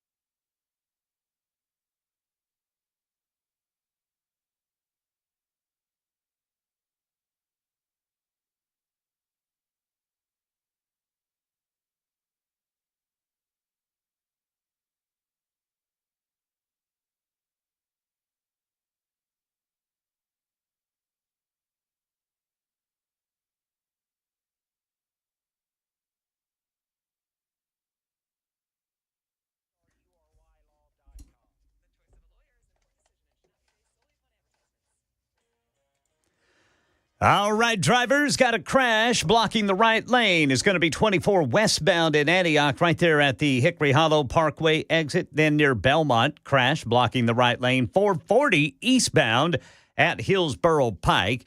Had some deadly weather over the weekend. And, of course, what's next after the death of Pope Francis? All that and more coming up at 11 on Super Talk 99.7 WTN. That's Ken Weaver in the newsroom. My name is Chris Ann. The show's brought to you by Better Water LLC, water filtration systems, water softeners, betterwater.com. I feel like people have been planning for what's next for a while. Like, I feel like that's... Yeah, I mean, it's he was 88. Yeah. Is there any thought about picking somebody a little bit younger? Are popes always elderly? Is that? I know it's probably a dumb question. I'm not sure, dude. I have no idea. It's coming from somebody that was raised Catholic, by the way. So, I mean, like, to be fair, I ran away from the Catholic Church at a certain point when the priest scandal broke in Boston. Oh yeah. So I was like, I don't want to be a part of this club. Yeah. So I ran away, and I ran away from religion in general for many years after that, but. They always seemed old to me when I was younger, but I don't know, like. I always looked old to me. Yeah. You got some of these whippersnappers, and they think I'm old. I think they clone him in the back. It's all the same. It's all clones. It's all the same guy. We should ask Bo Diddle. Yeah, we should. We should ask Bo. What do you think, Bo? 45. Send him out to the Vatican. Let's see what. I don't know, Chris. I'm standing out here, and everybody, all the guys they're bringing up just seem old as hell. It's terrible. It's terrible. There's things we shouldn't be laughing about. All right. So over at the White House, Pete Hegseth is under fire. Apparently, he leaked the location of the golden egg to his kids at the Easter egg hunt. Oh, no. I have this on good authority from 8695 on the text line. He's going to be in very big trouble for this. Apparently, it was a signal chat, and he let everybody know where the golden egg was. Where the golden egg was. was. This is messed up. No, but all seriousness, Trump, who wasn't being led around by a bunny at the Easter egg roll, was asked by reporters about Hegseth. I mean, I hear they're doing that whole thing again. Here we go again. Just a waste of time. He is doing a great job. Why do you still have confidence? Because he's doing a great job. Thank you. Ask the Houthis how he's doing. Ask the Houthis how he's doing. You don't believe me? Ask the Houthis. Oh, you can't? They're bombed? Weird. Yeah, Signal Gate continues. Signal Gate 2, Electric Boogaloo. We'll bring you the updates as they become available. It's fake news. You ready? You ready for more fake news? And we'll find out the location of that golden egg that was leaked in the other Signal chat as well. It's 11 o'clock. Super Talk 99.7 WTN. Cheap fakes.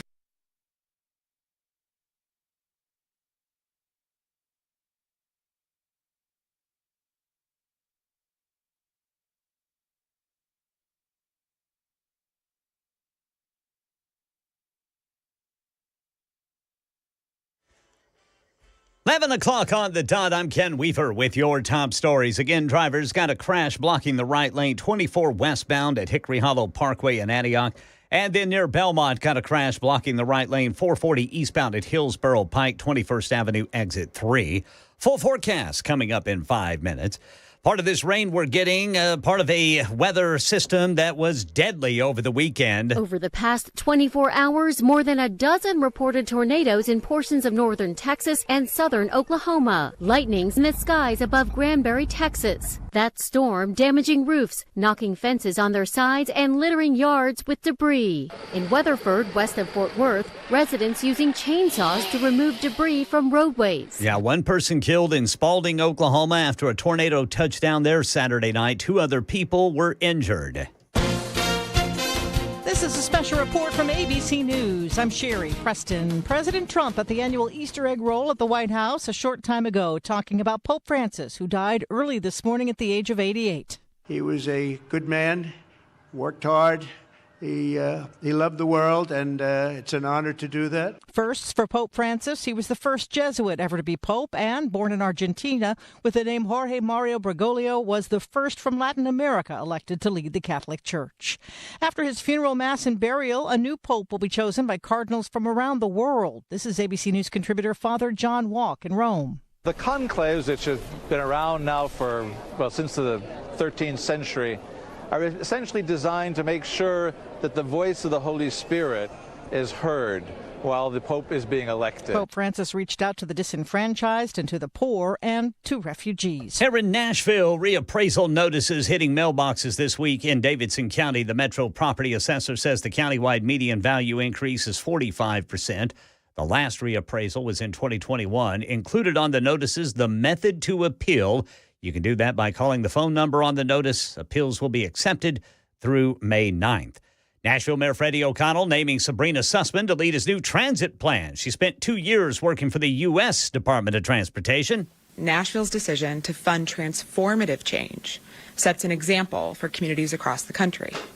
Eyes are on this team, and I couldn't be more excited to be here and to lead it. In November, voters passed a half-cent sales tax increase to pay for O'Connell's transportation program. And the USDA has issued a public health alert for a product sold exclusively at Aldi stores. 16-ounce packages of pork carnitas with use-by dates of June 30th and July 1st could potentially contain pieces of metal. That's the latest news. Weather's next. I'm Ken Weaver, WTN News.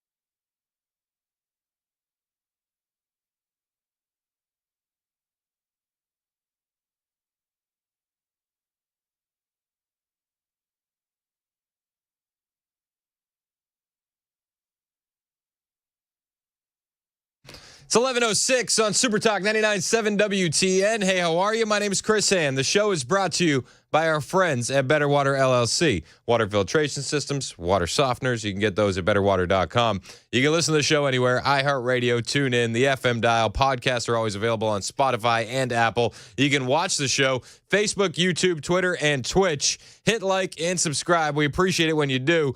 And over on the YouTube page, we're constantly repackaging and creating new content for you as well. Myself and Dan, we're going to be having a podcast going up live on YouTube very shortly. And then Murphy's doing his podcast, and we're always breaking down our largest interviews with the biggest names into more digestible 20-minute, sit-downs. So a lot of stuff going on the YouTube page. Hit like and subscribe. We do appreciate it when you do. A lot of things going on with the Democrats and Kilmar Abrego Garcia. They tried to pivot away from it over the weekend. Some of them have. One of those that tried to pivot away from it was Senator Chris Van Hollen. Yep, the guy who took a taxpayer-funded vacation to the tropical paradise of El Salvador is now trying to distance himself from Kilmar Abrego Garcia. And you have to wonder why. I thought he was a Maryland man. I did. I thought he was just a dad. But no, as more of the accusations and allegations against him have begun to surface, yeah, it looks like he's an awful person who beat up his wife and is definitely an MS-13. And over on Fox News Sunday with Shannon Bream, Senator Van Hollen showed up. And you know what? Listen, for all of the things that we'll say negative about Van Hollen, I got to be honest with you. Props. Can we give him props? At least he showed up on Fox News to defend what he's trying to defend. I do. I respect. Not many people would do that. Now, while he was on Fox News, he went from saying we need to stand up for this Maryland man to now taking a stance of, I'm not vouching for this guy. Did you ask him if he has any association with MS-13? I did not ask him directly because he's answered that question repeatedly, as his lawyers have. My purpose in going there was to, number one, see if he was alive, see if he was healthy, take his story.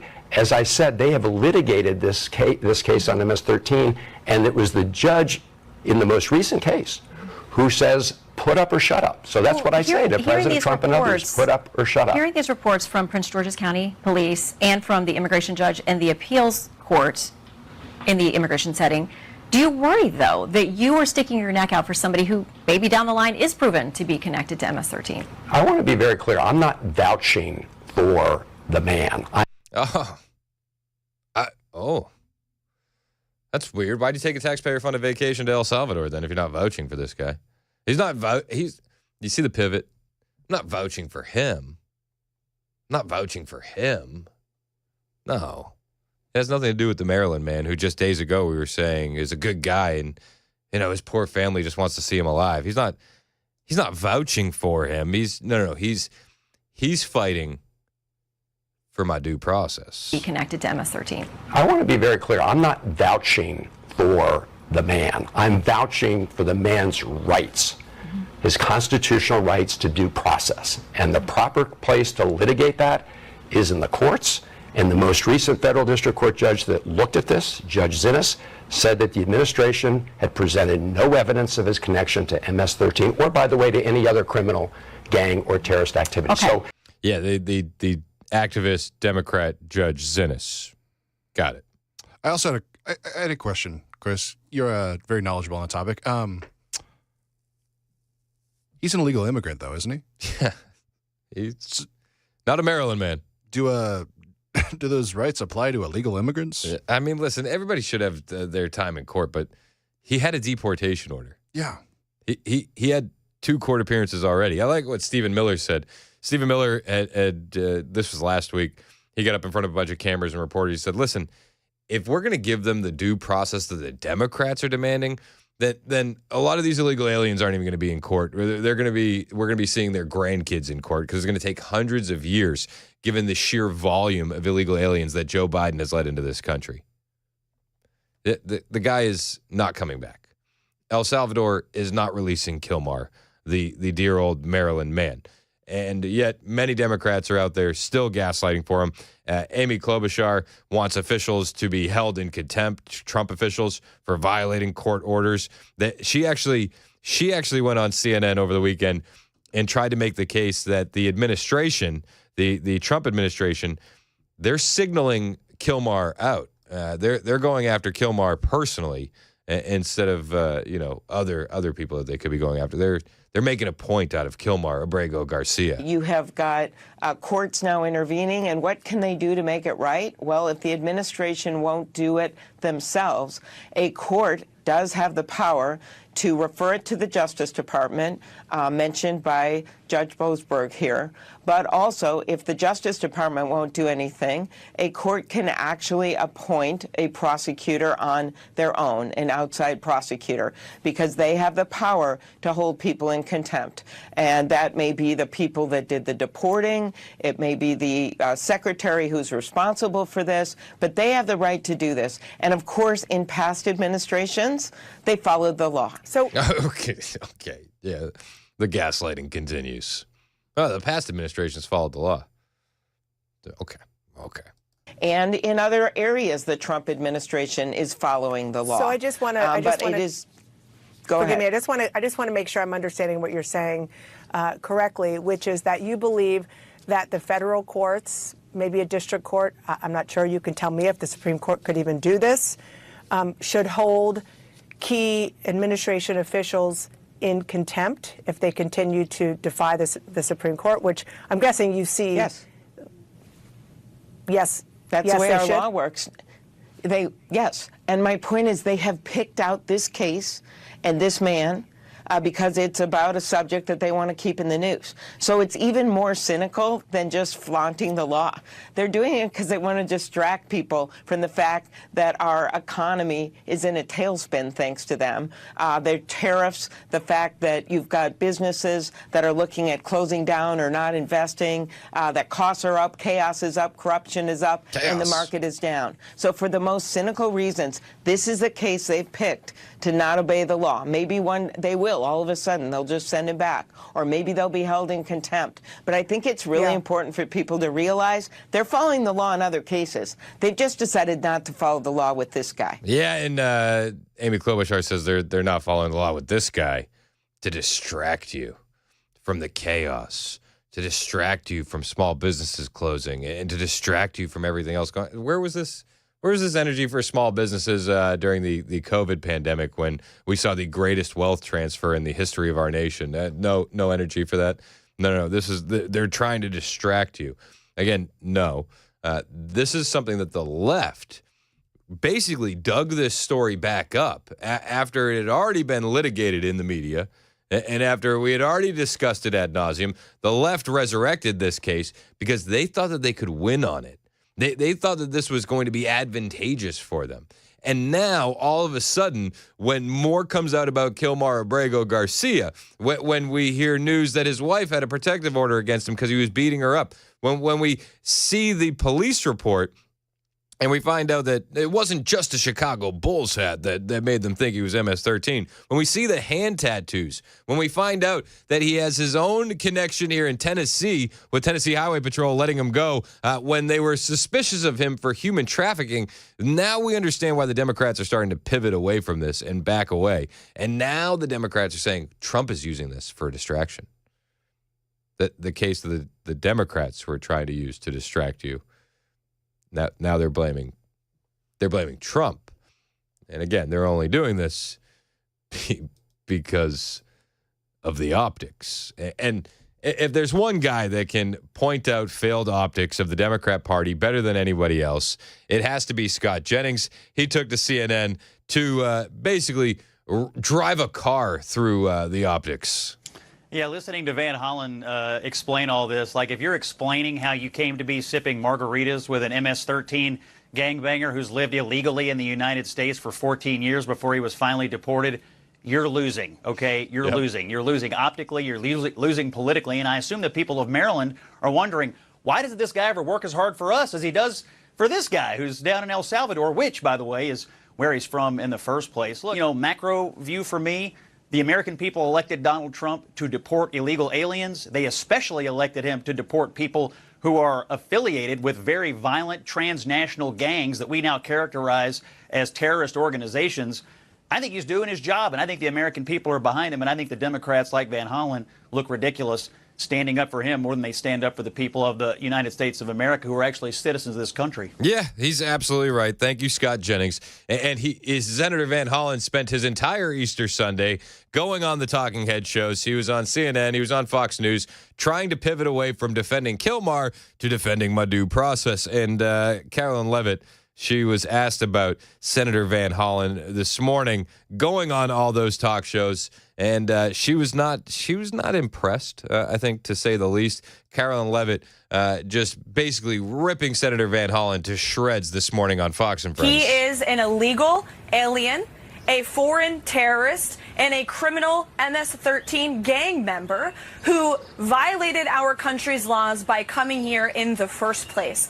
And shame on Senator Chris Van Hollen and the entire Democrat Party, who wasted Easter Sunday going on every television show in the country to advocate for the return of an illegal criminal gang member. There is a litany of evidence proving this individual's ties to MS-13 that has been confirmed in 2 different courts. There have been multiple law enforcement officers who have affirmed his MS-13 gang affiliation, and this is who the Democrat Party is advocating for. It is ridiculous. The president, this White House, the entire administration will continue to focus on deporting these illegal alien gang members and criminals from our nation's interior and enforcing our country's immigration laws. That's what the president was reelected to do. And I would add that the overwhelming majority majority of Americans continue to support the deportation of illegal criminals. A recent CBS poll showed that 89% of the American people support deporting illegal criminals from our homeland. So the president will continue to do that while Democrats continue to trip over themselves, while ignoring American citizens whose lives have been forever impacted by the actions and the crimes of these illegal criminals, like Patty Morin, who we were so honored to have at the White House to share her daughter's story just last week. Senator Van Hollen has never called her, has never reached out to her family, yet he has spent hours now fawning over this illegal alien who is tied to a vicious gang that has taken the lives of American citizens. Yeah, and they spent all weekend trying to also pivot away from the fact that they're defending an MS-13 gang member. It's wild to see. You have to understand, like, you spend 2 weeks telling us that this guy needs to be brought back, and then in an instant, as soon as Trump puts out the hand tattoos, it's like, well, listen, we're not vouching for the guy. We're not defending the man. We're defending the idea of due process. It's just nuts. And sorry, I'm watching Fox News while we're talking, and Van Hollen just went on a whole 5-minute tirade about how the margaritas were planted. Oh, yeah. All fake. He never touched his glass. And apparently, Abrego Garcia's, they purposely put less liquid in his to make it look like he had been drinking a lot. Ah, Margarita Gate? Yep. Is that what we're doing? Signal Gate and Margarita Gate. We got a lot more gates to cover. This is the Democrat Party. The margaritas were planted. He said, I don't know if it's salt or sugar. Low I key. didn't touch them. Low key. If that's true, that would have been a boss move. That would have been wild. By El Salvador. Yeah, we just wanted to look like you guys were having a good time together. That's what you've been fighting for, right? Listen, you don't worry about the people in your state. You worry about the citizens of El Salvador. Kilmar Abrego Garcia thanks you for it, Senator Van Hollen, even as you try to pivot away from vouching for the guy, which you've been doing for the last 2 weeks. Yeah, got it. The Democrats have a lot of issues. Some would even say that they're in a bit of a civil war. You got a new breed of kids coming in, like the David Hoggs of the world, and they want to get rid of the old guard, a la James Carville. It's been a bit of a beef between the two, but it's fun to watch. It's fun to watch. We'll talk about it a little bit when we get back. It's 11:21 on Super Talk 99.7 WTN.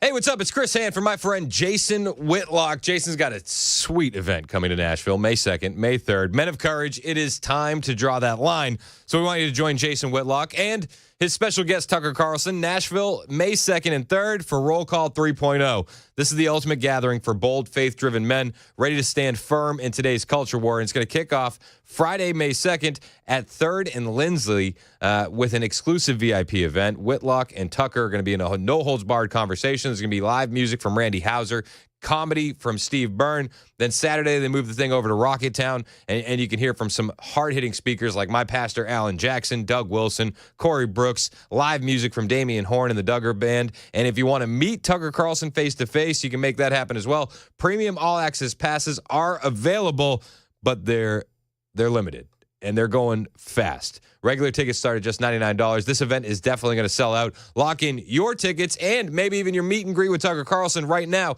FearlessRollCall.com. It's time to step up, speak out, and be fearless. FearlessRollCall.com.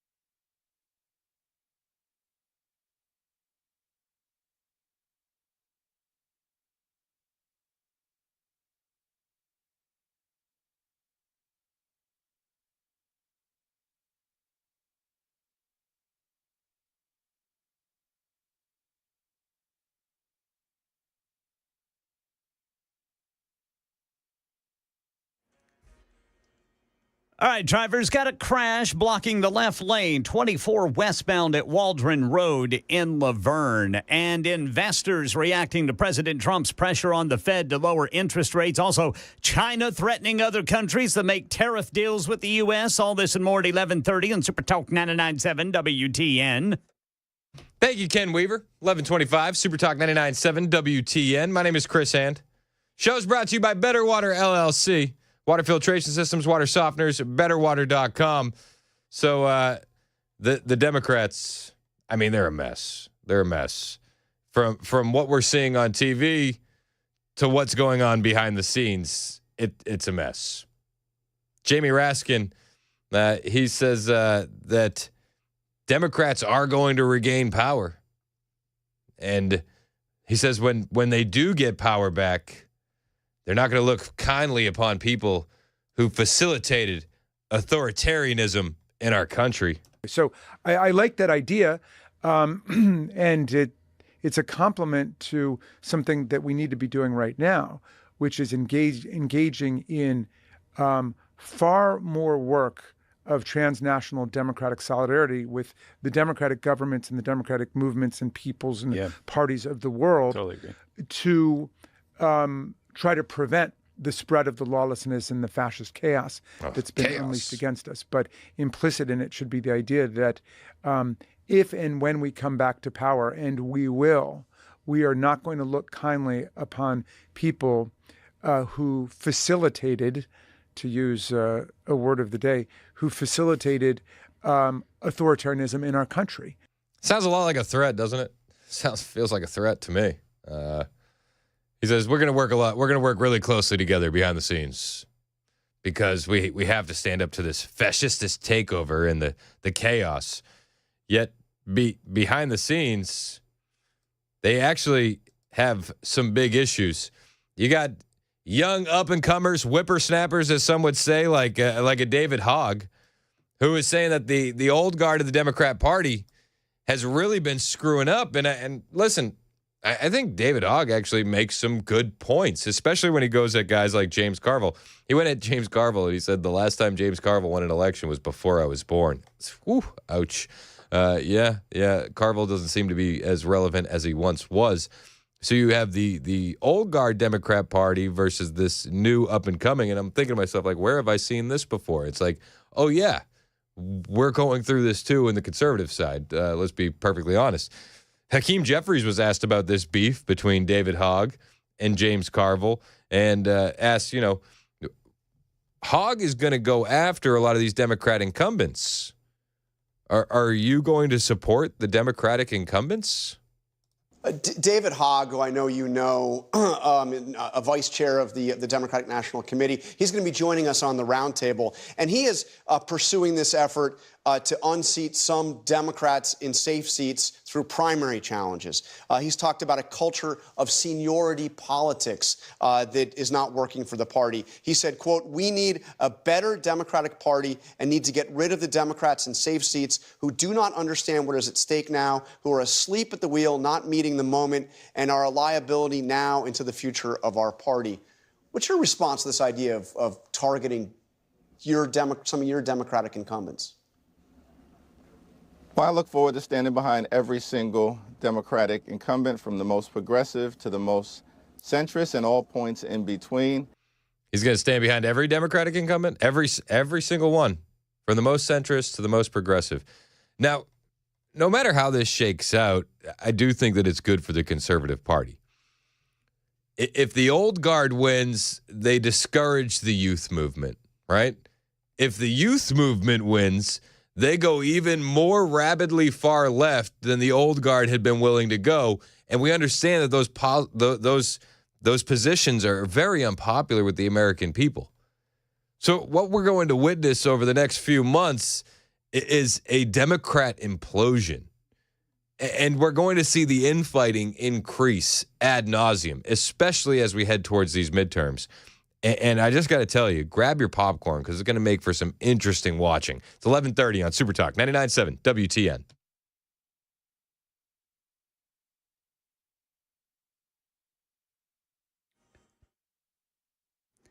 I'm Ken Weaver with your top stories. Got the full forecast in 5 minutes. Stocks are falling. The Dow and S&P down almost 3%. NASDAQ is down 3%. President Trump ramping up the pressure on Federal Reserve Chairman Jerome Powell, calling Powell on Truth Social a, quote, major loser, warning that the U.S. economy could slow down unless interest rates fall immediately. The Trump team looking into whether they can fire the central bank leader before his term is up. And you have China threatening other countries that make tariff deals with the U.S. The Chinese Communist Party says it will reciprocate for any deal made at its expense. This is a special report from ABC News. I'm Mike Dubusky. The world is reacting to the death of Pope Francis, who passed away this morning at 88. King Charles in the UK, he says His Holiness will be remembered for his compassion, his concern for the unity of the church, and for his tireless commitment to the common causes of all people of faith. While the UK's Prime Minister Keir Starmer noted that the Pope's tireless efforts to promote a world that is fairer for all will leave a lasting legacy. ABC's Trevor Ault. Italy's Prime Minister, meanwhile, Giorgia Meloni, says Francis asked the world to follow a path that does not destroy but cultivates, repairs, and protects. Francis made a public appearance yesterday addressing those gathered in St. Peter's Square for Easter Sunday. He also met with American Vice President J.D. Vance. Francis had been hospitalized last month after complications with pneumonia. Now, cardinals are set to gather in Rome to elect a new pope after a funeral expected in the coming days. Meta says it's cracking down on teenagers suspected of lying about their age using artificial intelligence. Meta now says it's going to automatically place users suspected of being underage into a more restrictive form of account on Facebook and Instagram. Teen accounts were rolled out last year and limit who can see and who can message with a teenager's profile. Meta also says it's giving people the option to change their settings in case they make a mistake. That's the latest news. Weather's next. I'm Ken Weaver, WTN News.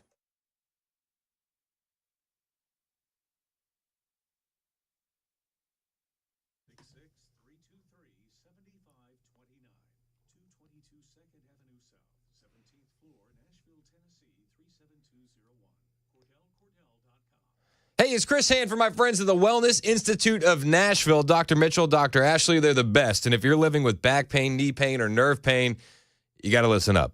The Wellness Institute of Nashville, they want to change your life with non-surgical, drug-free treatments that will target the root cause of your pain, and you can forget the pills, you can skip the surgery, because these guys specialize in spinal decompression. This is a high-tech therapy that will actually heal your spine and your nerves naturally. Dr. Mitchell, he's trained all over the globe. Dr. Ashley, she's an expert in holistic healing and advanced chiropractic care, whether it's sciatica, neuropathy, herniated discs. These guys have real solutions. Right now, for a limited time, when you get a full exam, you can get any x-rays that are needed, and you can even bring your MRI to talk with the doctors and build a custom plan for you, and you can get that spinal decompression for 47% off. Don't waste another day living in pain. Call 615-246-5009. That's 615-246-5009. The sooner you call, the sooner you heal. You can also visit painisbad.com.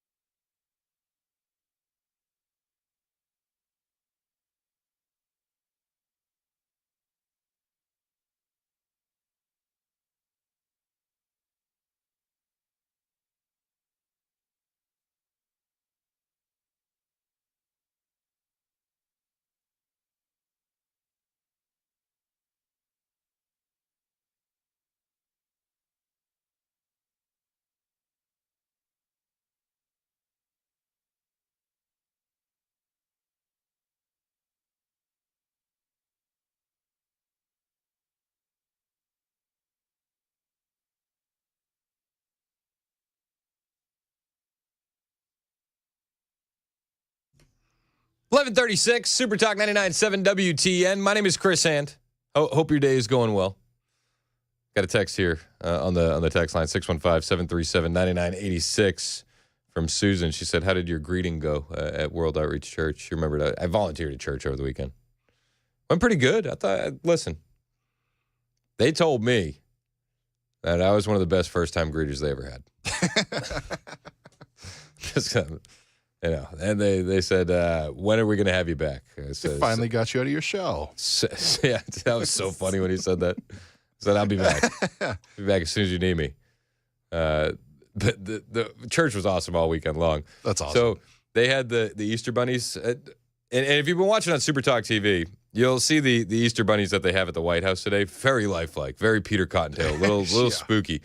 So they had Easter bunnies at World Outreach. And it was hilarious. So they kind of had them stationed throughout the church. The kids could meet the Easter Bunny, have fun. But we were walking down to drop off my 3-year-old at her class, and she sees one Easter Bunny, and she's just giddy. She's hugging this Easter Bunny, and she's like, wow, this is the best. So cool. We walk about another 100 feet, and there was another Easter Bunny station, and she just stops dead in her tracks. She goes, Easter Bunny, how did you get here? How did you get here? Like, this is amazing. He's quick. And I thought to myself, I said, that's probably the same thing that Joe Biden thought when that Easter Bunny started escorting him away from the press at that one Easter egg roll a couple years back. Easter Bunny, how did you get here? How did you get here? Trump, moments ago at the Easter egg roll over at the White House, brought up the infamous Easter Bunny incident with one Joe Biden. Remember when the bunny took Joe Biden out? It's not taking Trump out. That was a beautiful moment when the bunny saved Joe Biden. That was a beautiful moment when the bunny saved Joe Biden. Everybody remembers that. The year the Easter Bunny saved the president. Yeah, we remember. But no, I had a great time at church. Thank you for asking. The Easter Bunny saving Joe Biden. I think the Democrats are probably wishing the Easter Bunny could save them right now. Easter Bunny 2028. It would probably be the most viable candidate that they have. Oh, currently. for sure. Who beats out the Easter Bunny? But there's just a long line of issues that the Democrats currently have. First and foremost, being America last, and you see that over and over and over again. Also, another issue they have is the messaging. The messaging is overblown and way off point. Over the weekend on MSNBC, Simone Sanders was on MSNBC, and she's on MSNBC Live. I think she has her own show. Does she have her own show? She might. Yeah. She used to work for Kamala Harris, but she was talking about the deportations, and she said, "Listen, first they came for Kilmar, and we said nothing. Then they came for us. There was nobody left to stand up for us." Essentially, what she was going for, right? Because she gets on TV and she says, "Listen, now that the Trump administration can deport illegal alien gang members, you know who they're going to come after next? Black people." But to me, that is why Kilmar Abrego Garcia's specific case, the case of the gentleman who's a makeup artist out of California who was also sent to that prison, that is why the 75% of the folks who have been sent, the men who have been sent there that don't have criminal records, that is why this is so important. Because if they could do it to them, if they could snatch students off the street without any pushback or recourse, they will do it to any of us. And to be very clear, it's going to be the people of color and vulnerable communities that are next in line. You see what's happening here, right? Like, the mass deportations are actually a very popular position among all Americans. If you're here illegally, the American population doesn't want you to stay, as crazy as that may sound. And Democrats tend to agree with that notion. And up until a few years ago, even their leadership agreed with that notion. Let's be perfectly clear. But now they understand that Trump is winning in all these different areas, and his approval rating among Black Americans and among Asian Americans and Hispanic Americans is through the roof. And so now we have to do something else. Let's pivot to, okay, yeah, it's not just about Kilmar, because after Kilmar Abrego Garcia, you know who they're going to go after? It's black people with no evidence, just ridiculous talking points, ridiculous rhetoric, and it goes on and on and on. I mean, the Democrats have an issue with their messaging. They have for a while. Jim Clyburn, one of the old guards of the Democrat Party. I think this would be one of the guys that David Hogg, who's one of the young up and comers in the Democrat Party, would take umbrage with. Clyburn says the Democrats have actually a great message, and the messaging isn't off at all. You know what the issue is? The issue is that leftist media isn't doing enough to amplify the Democratic message. Well, I think the message coming from the Democratic Party is a good message. The problem we've got, Alex, is that we have to depend upon the media to deliver it. If we have the Washington Post, for instance, caving to this wannabe dictator, and we've got other media entities that seem to rather push a narrative that will bring eyes to their newspapers or to their television sets and not really give a fair hearing or reporting to what we're doing. And I have to rely upon people like yourself. You do a great job of this. That's why I like coming on your shows on the weekends, because you do a real good, substantive reporting of what the issues are around us. But when you got people saying we're not going to fact check, we're not going to worry about whether or not you're telling the truth, and just let the reports go out there, that's what's killing us as Democrats, because we don't have a stomach for just lying. That's what's killing the Democrat. It's that leftist media can't amplify it enough. I think what's actually killing the Democrats is that they have absolutely lost the plot and the narrative completely. And millions upon millions of Americans are turning away from mainstream media because, well, spoiler alert, we realize that mainstream media has been lying to us. And I think the only thing up for debate is how long mainstream media has been lying to us. Depending on who you ask, you'll get different answers. But the issue is that the message is great. It's the messenger. But the American people decided to stop subscribing to your messengers. The American people realized that they're being gaslit by these networks and by these newspapers and by these Democrats. And the American people said, yeah, I'm not gonna subscribe to that anymore. The message is great, says Jim Clyburn. The message is great. Except that, the numbers don't support that. The numbers actually show that Trump is more popular than he's ever been. Tariffs be damned and deportations be damned. CNN, even their own panel, was very, very shocked when they learned how positive their own polling shows Donald Trump's approval on immigration in general. Okay, let's talk about the polling. Then I want to talk about another thing you mentioned, which is the optics of it. But on the polling, because I think this is important. He's right. Trump has his best favorability on the issue of immigration broadly. But can I ask? Hold on. Follow the tape. Abby Phillips just said Trump is right. Can you just earmark that for later? We might need to save that one. Trump is right on immigration, and his popularity shows that. The polling numbers show that. Can I ask you to explain something to me? Please. You have some polling that shows Americans would be okay with everybody being deported who's here illegally. Is that a radical statement? She acts like she takes a deep breath after. A majority of Americans would want illegal aliens out of this country. How can we do this? There's also polling that asks more specifically, if you have been in the United States for 10 years, you paid taxes, you have no criminal record, but you are undocumented, do you support deporting those people?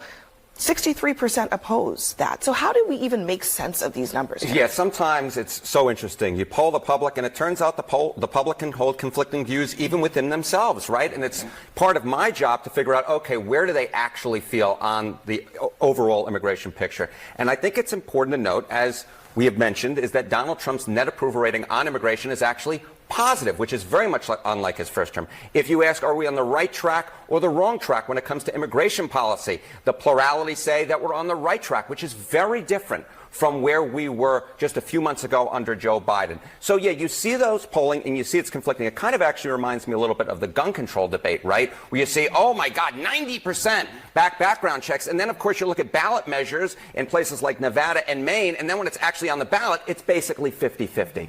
In my opinion, on this particular topic, what we're really talking about and the metric we should be looking to is, do people like, when they ask, do you like what Donald Trump's doing on immigration? And if the plurality says yes, which is what's going on, then that's the number that I think is most representative of the public at large. Yeah, and, well, they tend to be fans of what Donald J. Trump is doing, the public at large. The Democrats don't know how to handle this. They don't know how to handle the messaging. The Democrat establishment media doesn't know how to handle this. They don't know how to handle the messaging moving forward. But it remains one of the most popular issues with Donald Trump. And then on tariffs, they try to hammer him on that, and his approval rating continues to go up. Treasury Secretary Scott Bessent says that we are on the verge of potentially announcing a significant trade deal with Japan. That's according to Fox Business. Trump is on record saying that China has been reaching out a lot. Who is it again? China. That's right. China. Yep. China. Yeah. China. I got a lot of missed calls from China. President Trump revealed that Chinese officials have reached out a lot in response to his administration's recent decision to sharply increase tariffs on Chinese imports. And he suggested that a trade deal between the two countries could be reached within weeks. Speaking to reporters after signing executive orders related to the seafood industry, Trump was asked about the state of negotiations with Chinese officials and whether he had spoken directly to Xi Jinping about the ongoing trade standoff. He said they've reached out a number of times, and that he noted that following his nearly triple tariffs on China, going from 54% to 145%, officials have been reaching out a lot. Now, he declined to comment or confirm whether he had personally spoken with Xi. He said he considers communications from Chinese officials to be effectively the same as contact from the leader himself. Trump saying, I find it very similar. I knew it would be top levels of China, and if you knew Xi, you would know that if they reached out, he knew everything they were going to talk about. He runs it very tight, very strong, very smart. And yeah, we're talking to China. The president has indicated that he is unwilling to reach out to China first amid the escalating trade war. According to a report by Fox News, source close to the president said U.S. officials have encouraged the Chinese government to initiate a call, and they say he said about 3 or 4 weeks it could be over. So I think maybe the whole thing could be concluded 3 or 4 weeks.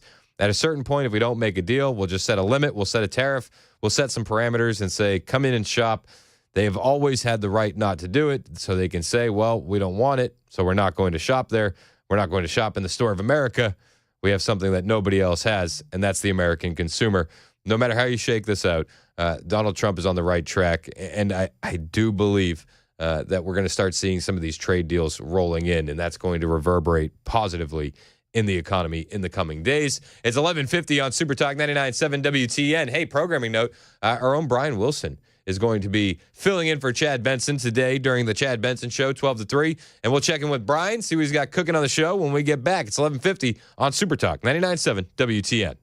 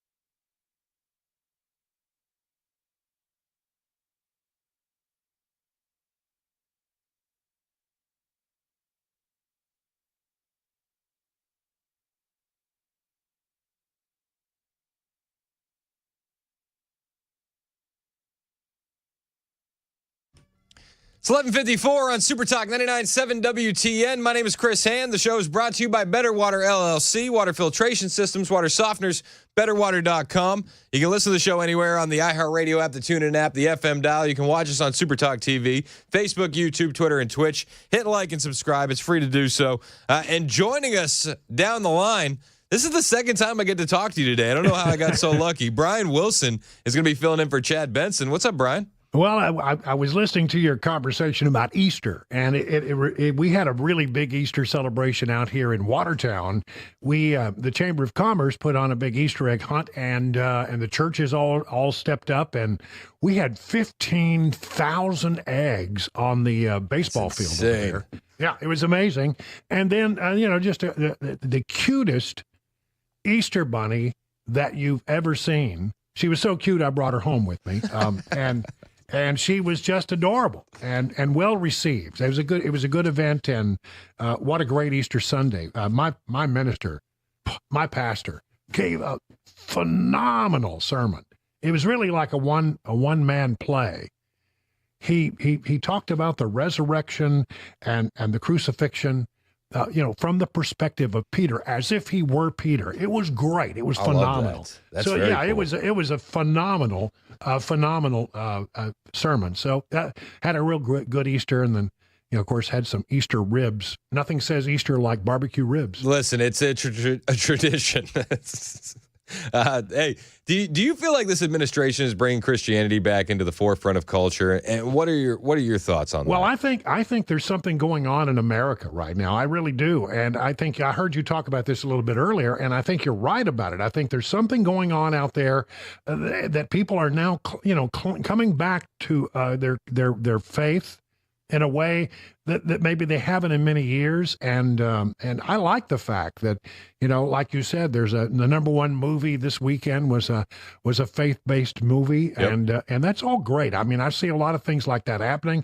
I did not know about the what is it? Not The Voice, but American Idol. I didn't know about that either. I didn't know about that either. But wow, that impresses me. I like that a lot. I thought that was impressive too, and it's like one of those shows that I wouldn't necessarily watch it with the kids because you don't know what kind of cultural influences are going to be, influencing the contestants. Not necessarily the hosts, but you never really know what you're going to get. Had I known that was on, we probably would have put that on and watched that. 3 hours of faith-based songs, but I feel like for a while in this country, it was, Christianity was pushed to the side and pushed out of the spotlight. And I feel like it's becoming okay to be Christian again. It is. And not only that, I think there's a longing and a desire for people to go back to their roots. And maybe they went to church when they were younger and they sort of fell by the wayside. Maybe religion became not so important in their lives. But I know in my own life, as I get older, it's becoming more and more important in my life. And I think a lot of people are going through that right now. Yeah, I mean, my faith story really kicked back up once I started having kids. And once you have the ability to assist God in a miracle, it's like, okay, I'm in. And it's changed everything. And I feel like you got to build that foundation. But it's fun to see the culture kind of meeting us where we're at. Yeah, I agree. And it's coming around, and that you hear, this kind of stuff coming from the White House is also, I think, quite refreshing. Yeah, it's fantastic. Also, did you see the Easter bunnies that they had at the White House? No, but I have been to a White House Easter egg hunt or two, and they're really quite amazing events. The eggs they give out are wooden eggs. They're beautifully polished wooden eggs, and all kinds of different stuff that they throw out there. It's a lot of fun. How many have you been to? I know I took my daughter to one, and I think as a reporter I attended another. That's cool. Yeah. And you were saying usually they do, what do they usually do? Well, usually, they have some kind of a celebrity occupies the bunny suit. Oh. So I don't know who it was this year. That'll be interesting to find out. Well, we know that under Joe Biden, it was usually handlers that were occupying the bunny suit. That's right. The lowest level staffer. You get to be the bunny. Yeah. Trump was talking about that today. And he said, you remember that time the Easter bunny saved Joe Biden? Yeah. He's not being led around by the bunny today. What stories are on your radar? I feel like anytime you come in, you're like just ready to hit the ground running. I am because, I have a lot of things that I want to say, but I don't have 4 hours to say it anymore. So I really love getting on the air, and I'm happy to be filling in for Chad Benson today. We'll start with this whole thing about what's going on with the immigration situation and this guy, Kilmar Abrego Garcia. Oh, the Maryland man. Yeah, the Maryland man, they like to call him. Yeah. Talk about that quite a bit. It's all straight ahead right here on the Chad Benson Show. Perfect. Brian Wilson with a scheduled drive-by for our friend Chad. He's coming in next. Hang out with us 12 o'clock on Super Talk 99.7 WTN.